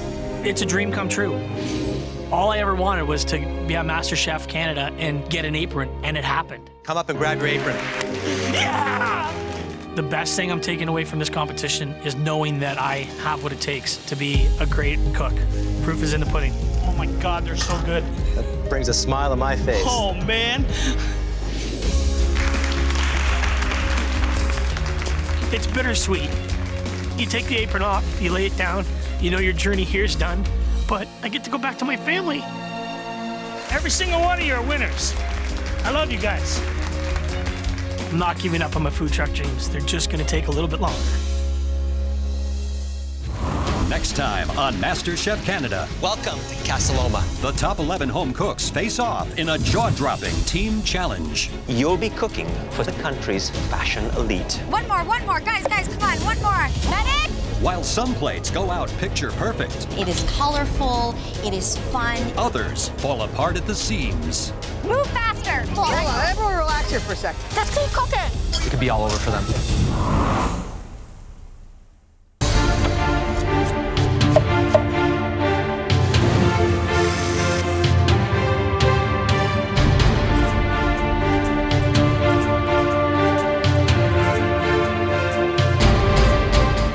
Last time on MasterChef Canada, We're the best team, I think. a mystery box pair-up delivered delicious results. I've never had a dish that tastes this way. And a tense elimination challenge. Fire! Paper towel, fire! Look at the size of the rice. It's bigger than the fish. Shattered Sean's MasterChef dream. I love you guys. Tonight, Welcome to Casa Loma. the top 11 home cooks face off in a jaw-dropping team challenge. You'll be cooking for the country's fashion elite. One more, guys, come on, one more. Medic! Some plates go out picture perfect, It is colorful, it is fun. while others fall apart at the seams. Move faster! Hold on, everyone relax here for a sec. Let's keep cooking! It could be all over for them. The top 11 have just arrived at one of Canada's most beloved historic sites, Toronto's iconic Casa Loma. We're at a castle. It's like we're in a movie. I'm really feeling like it's gonna be a good day. I've been to Casa Loma tons of times. It's one of my favorite places. There's no way I'm creating a bad memory here. A glass pavilion in the garden will be the site of their next team challenge. There is a fashion runway, and I'm blown away. I've never seen a fashion runway before. Welcome to Casa Loma. One of Toronto's most popular tourist attractions and one of the most elegant places in the country to host a social occasion. It's also the perfect backdrop for a fashion show. Pink Tartan is one of Canada's most coveted fashion brands, known for its luxurious wearable designs. And joining us today is President and Design Director Kimberly Newport-Mimram. Today, you'll be cooking for 16 of the country's fashion elite. They'll be joining Kimberly and the three of us for an exquisite lunch inspired by Pink Tartan's spring collection. This collection has amazing stripes, amazing color, and remember, it's all in the detail. I have never been to a fashion show. I'm really excited.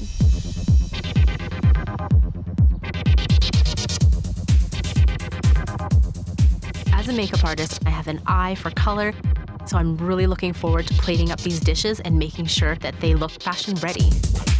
I see textures, I see colors, I see patterns. Food and fashion to me just go hand in hand, and I'm really excited for this challenge. After seeing the clothes that will inspire their menus, the top 11 meet the judges at the field kitchens to choose their teams. Today, you'll be creating a 3-course lunch for fashionable VIPs. For each course, you'll make sharing platters to feed the table. Those platters should be as stunning to look at as they are to eat. We've provided you with everything you need, including a beautiful pantry stocked with the finest produce, the freshest seafood, meats, and cheeses. Veronica and Jacqueline, because you had the 2 top dishes in the last elimination challenge, you will be today's team captains. Please come get your aprons. I'm not really that comfortable being a team leader. I'm nervous that I might let the other home cooks down. I'm finally a team captain. This is my chance to prove myself. Veronica, because you made the best dish, you get first pick. Veronica, please don't pick me. Veronica, please don't pick me. I want someone with some artistic flair, and my first pick is going to be Matthew. I'm worried if she's gonna be like a dictator telling us what to do and when to do it and not let us be creative, because today is all about being creative. So Jacqueline, who's your first pick and why? My first pick is good on both the savory and the sweet end, and I like having someone who's dangerous at both, so I'm gonna pick Mary. Pick first by Jacqueline. Veronica, who is your next pick? I'm choosing Michelle. I think Veronica is smart, assertive, and she's going to be a great leader. I know this person and I work really well together. I'm choosing Jeremy. Jacqueline and I almost won a mystery box challenge. We're just gonna kill this challenge today. I'm choosing Julia. Oh, I'm gonna choose Sean. So I hear Sean, I hear Jeremy, and I'm not hearing Terry. I just won the last mystery box challenge, so why are these guys not picking me? My next pick is someone who has great technique and skill in the kitchen. I'm going to choose April Lee.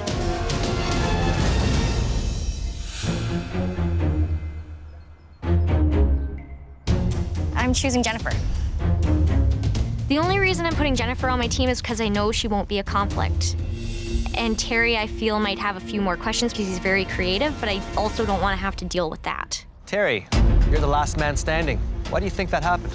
I have no idea. Normally, Terry, being last would mean that you would immediately join the red team. But today, things are going to work a little bit differently. You get to choose which team you'll join. Well, I've worked with a lot of people on the red team before, and that's why I'm going to join the red team. Go get your apron, join the red team. I know the red team probably has weaker cooks, and so I decided to join the red team because I know I'll be able to beat them in the pressure challenge if it comes down to that. Remember, today's challenge is about making platters that are inspired by Kim's spring collection. We will be eating with the guests and we'll take their feedback into account. But in the end, the three of us will decide which team wins and which team faces the pressure test.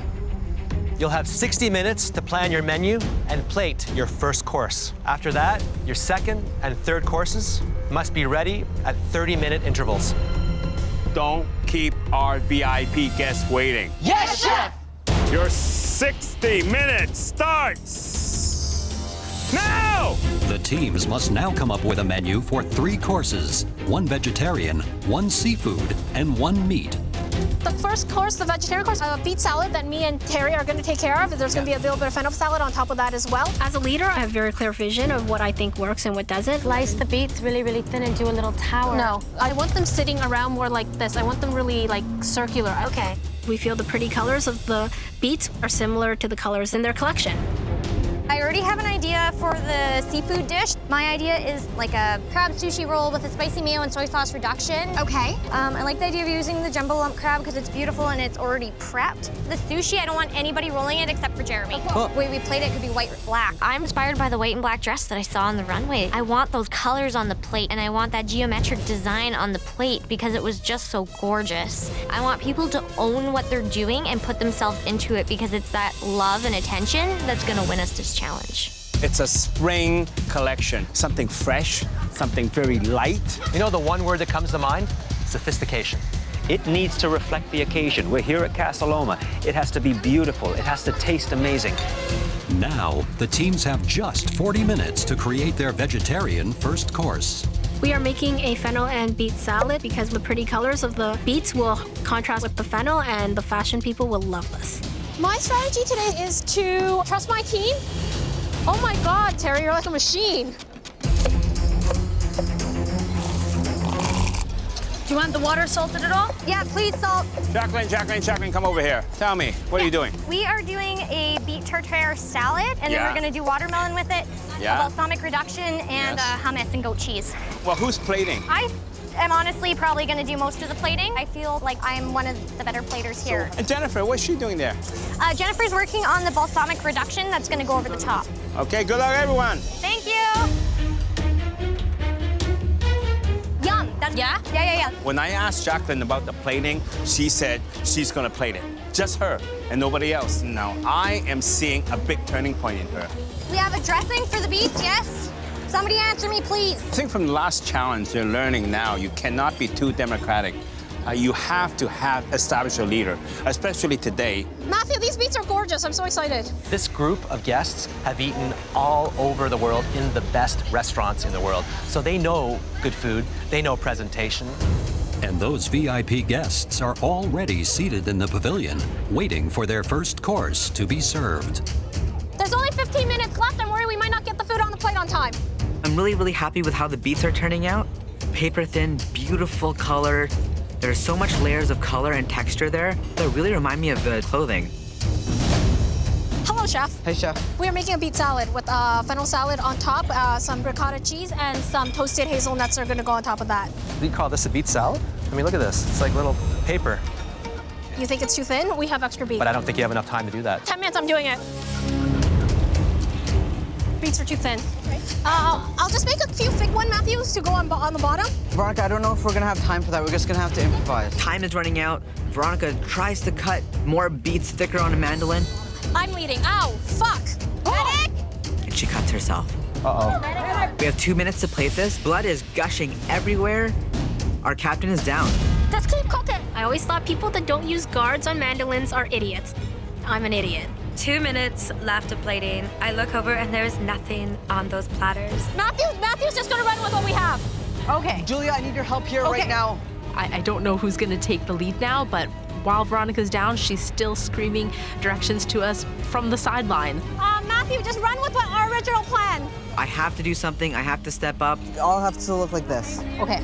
Matthew, are you still on time? Yes. We're trying to make Veronica's vision come to life.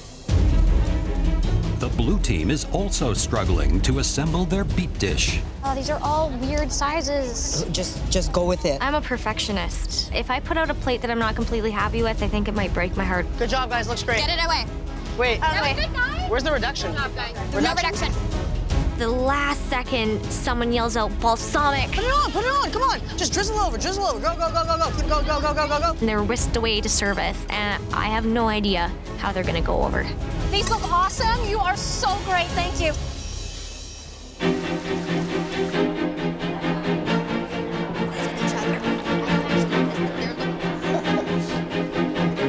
Now the judges will join the VIP guests to sample the first course of sharing platters. The red team's sliced beets with ricotta, white asparagus, and fennel salad. And the blue team's beet tartare with watermelon, goat cheese, and balsamic reduction. Bon appetit, everyone. Okay. Please help yourselves. Kim, you do the honors. No. Oh, thank you. Thank you.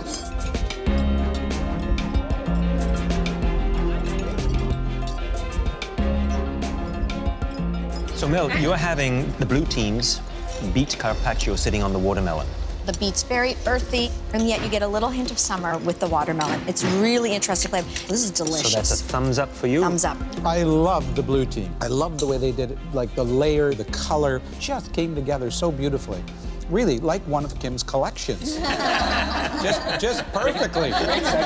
Now this one, on the other hand, on the red team, looked a little disheveled. Maybe more like a collection I would do. No.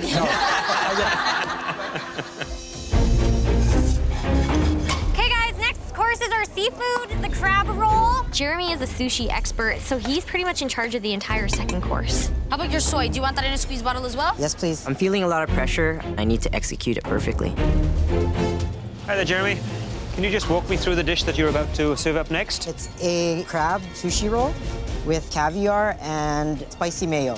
I'm getting a sense that you're a little bit rattled. I don't have a sushi mat. Do you think that should have been taken into account before you did the menu? Yeah, probably. It's up there. Good on luck. the serving table. Never done this without a mat before. Why didn't we think of this first? Guys, we're winning this. I'm not bleeding for nothing. For our seafood course, we decide to do a crab cake with a couscous and hummus underneath. Veronica, what do you think about the brown on the crab cake? Oh, the brown looks gorgeous. Veronica is a very strong leader, and she's a woman that knows what she wants. Do a smear. Do a vertical-ish couscous. But she should be using Matthew more because Matthew is great at plating. This is Veronica's vision. It's not elegant. What's going to happen to the hummus? What's going to happen to the couscous when they're taking it out? It's going to go everywhere. You don't want fashionable people's clothes to get dirty.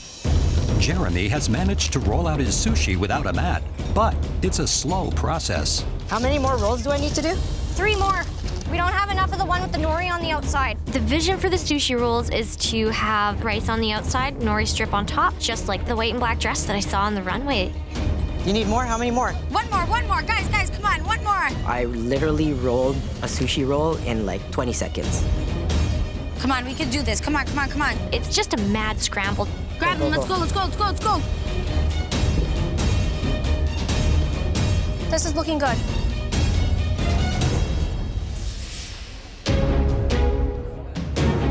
So on the red platter, they're serving up crab cakes with couscous sitting on some freshly made hummus. And from the blue team, they have made a crab sushi roll with spicy mayo. Bon appetit, everyone. Help yourselves.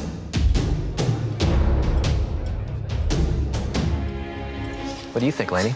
When I saw the blue team was serving sushi, I'm from Vancouver. You better impress me because the world's best sushi, I think, is in Vancouver. It's really good. That sushi really captured the stripe of the dress and of Kim's aesthetic. I thought the red team, this couscous on top of the crab cake with the capers, very salty. Looks like a pile, and I prefer a little more finesse on a plate. You want to eat it with your eyes. Now that the vegetarian and seafood platters have been served, the teams have 30 minutes to create their meat course. We're going to do an herb-crusted lamb with onion and fennel puree and a baked fennel chip. I'm gonna get the Dijon on, then the crust. Mary, you're working on that crust? Crust is good. Okay. Sean's in charge of the lamb because he expressed confidence in being able to do it, so I trust him completely. I'm gonna mix a little of the whole grain in this Dijon. Love it. I know I need to get it in the oven ASAP because it needs time to cook and then cool, so crossing my fingers that it's gonna be cooked in time. Okay, watch out. Matthew, they gotta get these on the stove. Our meat course is lamb popsicles with arancini and mushroom stew ways. Get rid of that pot of water, Matthew, please. I'm trusting Michelle with the lamb. I'm not worried at all. Put a little bit of grapeseed in the same amount in each pan, and we're fine. Lamb is my thing. Turn these all on. They're all on? On high. See, it went out. What? I have 4 pans that are going, and the wind is continuously blowing out our flame. It's a disaster. Over in the blue kitchen, things aren't going much better. Sean, are you in charge of the lamb? I am in charge of the lamb. Can I take a look? Sure can. Wow. I know. As I suspected. It's a little tight. It's rare. We're gonna hope to get to medium rare by the time we have to plate. Medium rare? Medium rare. Not enough time to rest either. We're gonna do our best. If we have undercooked lamb, we could lose the course, we could lose the entire competition. Can't serve raw meat to the judges. 1 second, it might be cooked okay. Move faster. Hold on, everyone relax here for a second. I cut into the lamb, and it's rare. It doesn't look good for the blue team. Jacqueline's really pissed. I totally get it. Sean doesn't seem to understand the urgency that I feel. Guys, that is absolutely tasty. Guys, I'm really worried about the blue team here. If they fail on this last course, it could be all over for them. In order to get these dishes out, we somehow need to bring this lamb up to medium rare. So we just start cutting it up into individual servings and searing it in hot pans. If we have undercooked lamb, we could be going into a pressure test. Faster, faster, faster, faster, faster, faster. So when I say jump, they need to move. Over on the red team, Michelle has found a solution to the wind problem. Team comes together and puts up a whole bunch of pans to block the wind, fix the problem, get it done, and move on. 2 going on. We're good, guys, we're good. Michelle is amazing. She is like a Tasmanian devil in the kitchen. They look spectacular. She's cooking the lamb, she's searing the lamb, and the lamb looks perfect. We could win this. With only seconds left till service, the blue team has to pull their lamb chops out of the pans and get them on the plate. That's all of them? Yeah. Guys, I need somebody to help me plate. Here. We've got enough lamb. Zest? Do you want me to zest? We don't have time for zest. I have it right here. Greens Zest and it. reduction. As the last platters leave, I'm actually worried that we might be going into a pressure test.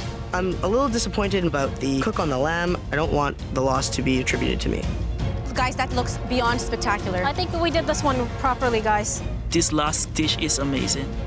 Yes, you guys! Yes! Woo! Yeah!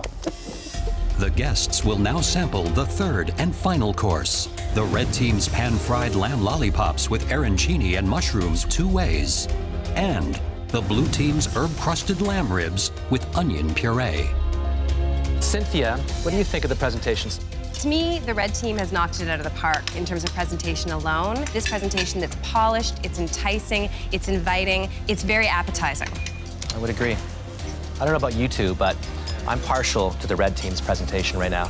It is outstanding. Flavors, the fact they made an arancini with the 2 types of mushrooms, looks fantastic. The lamb on the blue team looks a little bit undercooked. Mine is almost raw.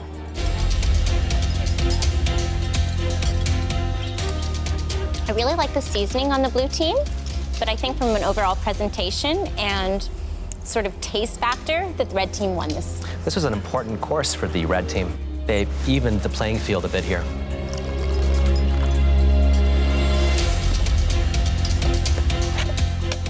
It was a really hard service, but I'm really happy with how the lamb dish turned out. I think that was our crown jewel of the plate today. You guys, I just want to tell you all how much I appreciate everything you did today. And I'm really happy with what we put out, and I really do love you all, okay? I appreciate it. Yeah. Okay, thank you. Now that the guests are gone, the teams return to the pavilion to find out the results. The VIP comments will be taken into account, but it's the judges who will decide the winning team. Red team and blue team, you've just survived an incredibly demanding and difficult challenge. Both teams cooked their hearts out. Now it's time to find out which team achieved the perfect balance of style and substance. A model comes down the runway and she's about to unbutton her coat and reveal the winning team. I'm willing whatever is under that coat to be blue.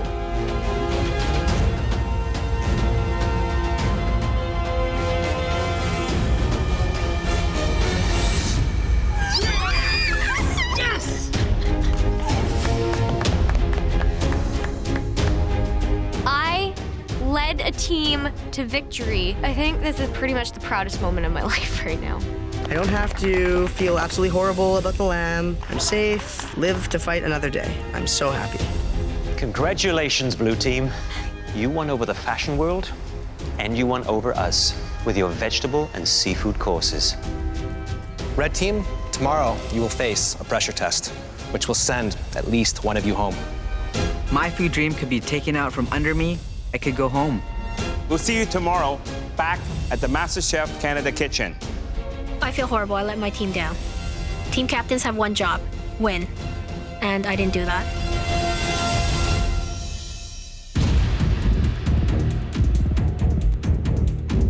I've had to cook for my life throughout this entire competition, so going up to the gallery today is the best feeling in the entire world. I know that someone from my team is going home, and it's going to be my fault. I'm walking into the kitchen with my black apron. I came here to win MasterChef Canada. I can't go home today. I'm going to be going into my first pressure test ever, and I'm not proud of it. But I have no option. I need to deliver on this challenge, or I'm going home. Yesterday, you competed in your second team challenge, creating beautiful platters inspired by Pink Tartan's spring collection. But it was the blue team's vibrant flavors and gorgeous plating that stole the show. Congratulations, blue team. Yesterday's victory has automatically advanced you into the top 10 of this competition. Veronica, your team did not fare as well. What do you think went wrong? I failed them as a leader. I have one job as team captain, lead my team to victory. I didn't do it, and it's on me. Michelle, do you think Veronica is being fair to herself? I think she's being very hard on herself. She did a great job. Terry, what do you think went wrong yesterday? If more ideas from everyone was incorporated, I believe we would have had more amazing dishes. Matthew, you weren't too pleased with the direction that you received from Veronica, especially on the crab cake. I think that we could have thought about the concept a little bit better. It certainly did not work for the guests. Losing the team challenge means that you're about to face a pressure test that will send at least one of you home. Veronica, if you have the chance to save yourself, would you take that opportunity? Veronica, if you have the chance to save yourself, would you take that opportunity? No. I came here to cook.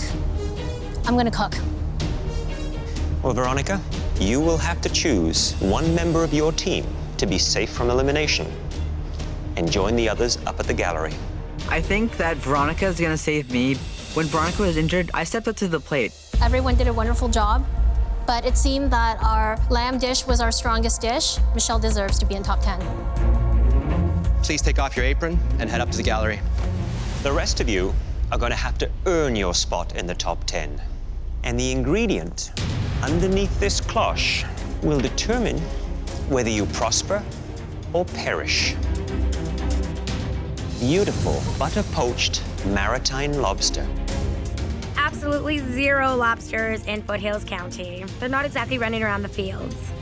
The lobster must be perfectly parboiled, expertly shelled, and then poached in butter. If you want to break down a lobster, you need 2 thumbs. I don't know how I'm supposed to get through this pressure test. The trick, the great lobster, it's all about timing. You overcook it even by a mere second, the meat will taste and feel like rubber. That's a lot of pressure, especially since you're only gonna have 20 minutes. Sometimes it takes me 20 minutes to get into a claw. Please head to your stations. At your stations, you have everything you need to prepare us the perfect butter poached lobster. This lobster needs to be more than perfect. The hardest part is going to be getting those darn claws out whole. Your 20 minutes start now! This is so hard. It's extremely stressful. I've butter poached lobster before, and I'm not gonna let anything stop me from staying in this competition. Julia did not put any vinegar in the water. The vinegar helps to release the meat from the shell. It really works well. I'm feeling quite confident. I'm a fighter, and a lobster is not gonna send me home. You've got to cook the lobster, de-shell it. Then you have to make a beautiful, flavorful butter. And then gently poach it. I'm gonna infuse my butter with tarragon and vanilla, and that'll really bring out the sweetness of the lobster. Julia's taken out the lobster too early, which means the meat is going to stick to the shell. The lobster tells you when it's ready. Lobster's got to be vibrant, glistening red. Presentation is critical in this challenge. You've got to have it beautifully de-shelled. The claws have got to be whole, the knuckles have to be whole. Just know I gotta wiggle these out so I can get the claw totally intact. I don't know how to do this without my thumb. 10 minutes, you have 10 minutes left! The clock is ticking like crazy. Come on, you just never give up. Okay, I fully lost the freaking claw. Julia is mangling the lobster. Shit. I'm missing a piece of the claw. That's one of the main elements to the presentation. Look at Veronica. She is still trying to remove lobster from the shell. I can't get it open. 2 minutes, you have 2 minutes left! Wow, Terry's already plated. This is not just about speed, it's about quality. And he's not taking advantage of extra time. If I were him, I'd be using my time to make sure it's perfect. There's like lobster chunks flying everywhere. People are struggling to get their lobster out of their shell. It's a complete madhouse down there. 30 seconds! 10, 9, 8, 7, 6, 5, 4, 3, 2, 1. Hands up! I'm looking around me, and I'm seeing the other lobster plates. Mine look a little bit better than theirs do. It hurts a lot getting the tail out of the shell, but I managed to do it perfectly. I'm so happy. Hello, Julia. Hi, Chef Michael. How are you feeling? I'm not happy about this presentation. Looking a little butchered there, isn't it? You have the whole tail? Yes. Fully out? Yes, sir. One claw. One claw. It's a shame. Claw number 2. Much better. Do you think you've perfectly cooked this lobster? I don't know. Well, let's take a look. I want to see no semi-translucent tail meat, but just beautiful, cooked to the perfect degree. Just maybe a hair on the underside.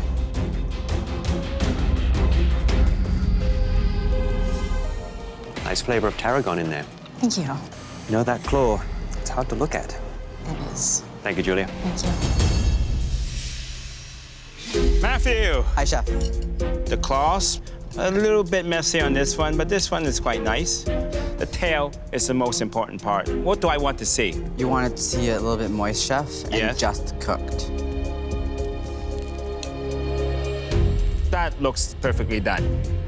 What did you do for the butter? Vanilla, tarragon, and salt. This is heavenly.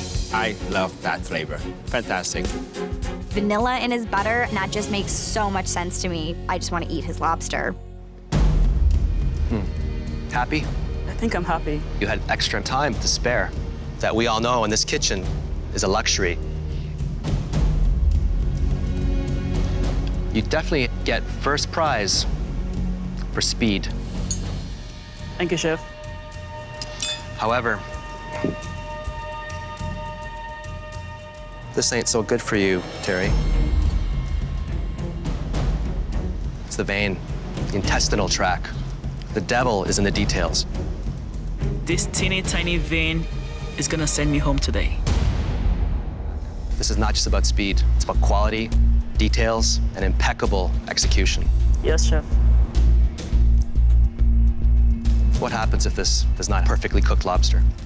I could go home, Chef. You could.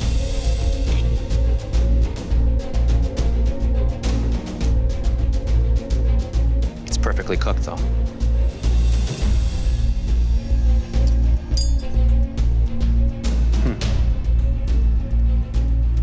You robbed the lobster, spending an extra 2.5 minutes in that butter. Big, big mistake. I know I've screwed up. Big time. Hey there, Veronica. It's a little sloppy, isn't it? It's not my usual quality. And was it just tarragon you put in your butter bath? No, I added some salt. So for this to be perfect, that almost clear flesh should be just lightly white, where the heat has just been able to penetrate through. I think that looks perfect to me. I happen to think you're right. Very nice cook on that lobster. Thank you, Chef. A little bit of tarragon comes through, a nice fresh flavor. Perfect combination with lobster. Thank you.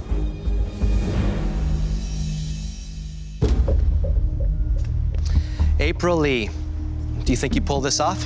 I struggled getting my claws out, but I'm a fighter.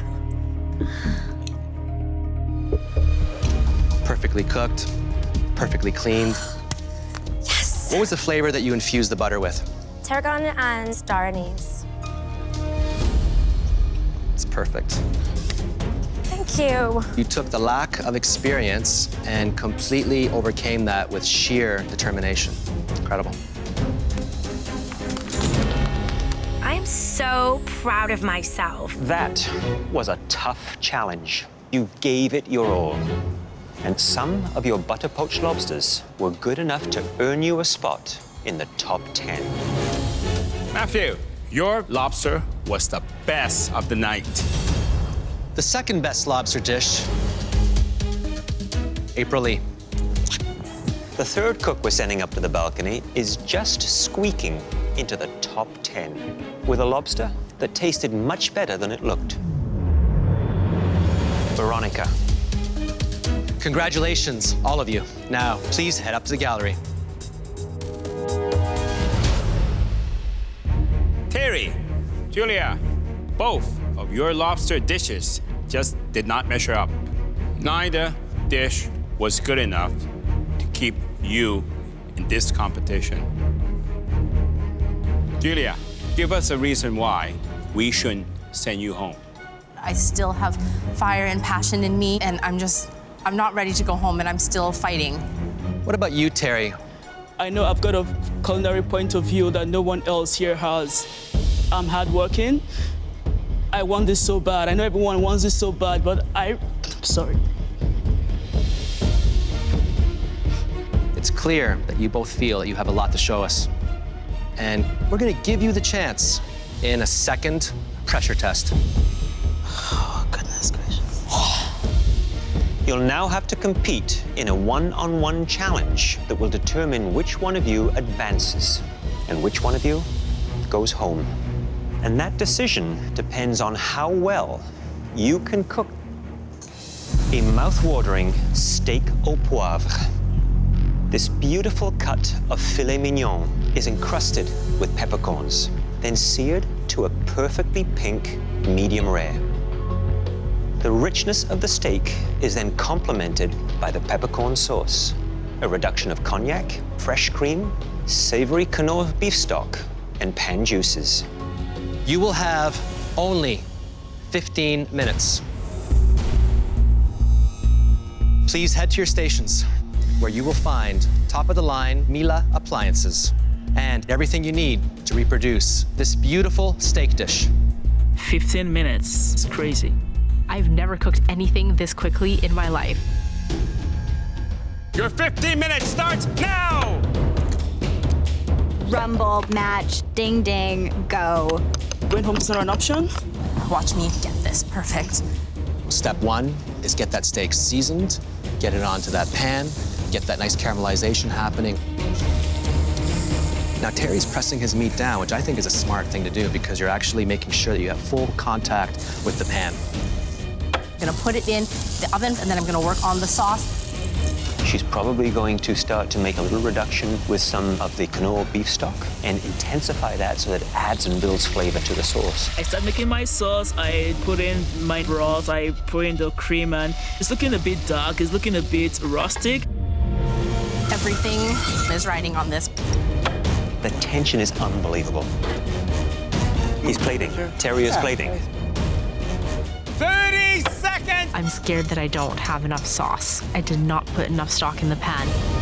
5, 4, 3, 2, 1, and stop! At this point, it's anybody's game. I might be going home, Julia might be going home. We just don't know. Terry, you want this real bad, don't you? Everything I do, I strive to be the best. Second best is never good enough for me. I want to see a center that is deep red and an exterior which is caramelized.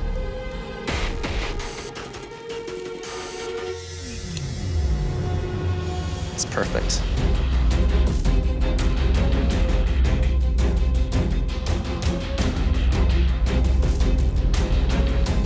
It's seasoned really well. Thank you, Chef. This might be that lifeline you've been looking for.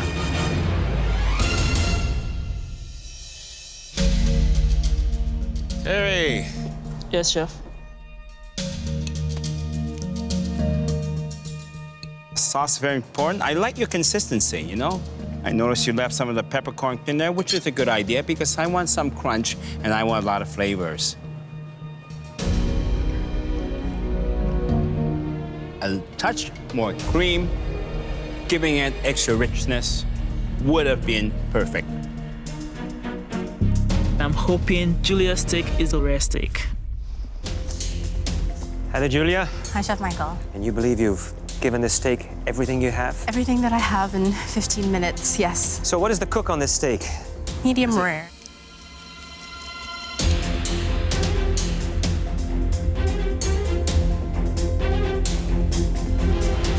It is leaning towards the more rare.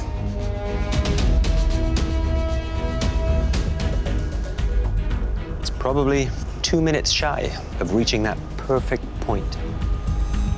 Thank you, Julia. Well, you know, Julia, we asked you to do two things really well. The steak and the sauce. I don't see a lot of sauce. I didn't put enough stock in the pan.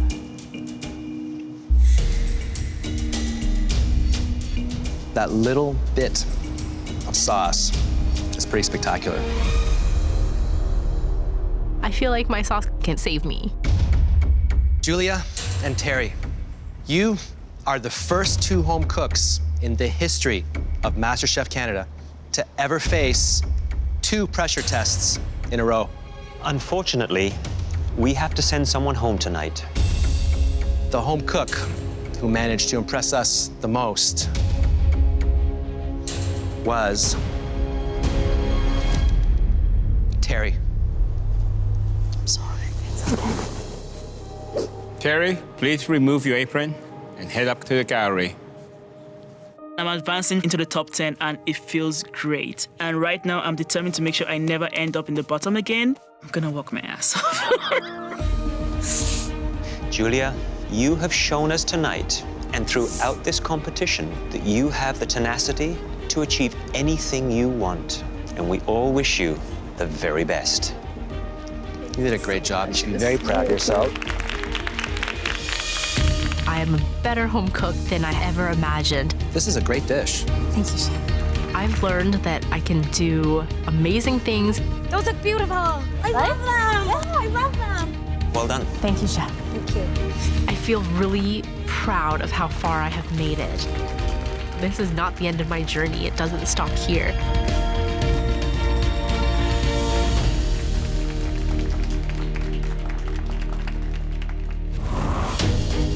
Next time, Lift! the top 10 face a mystery box bursting with emotion. I'm putting my entire heart into this dish. And a top secret ingredient What's in there? forces the home cooks to fight for their lives. Oh my God, what the fuck is that? Oh my God. This is a disaster.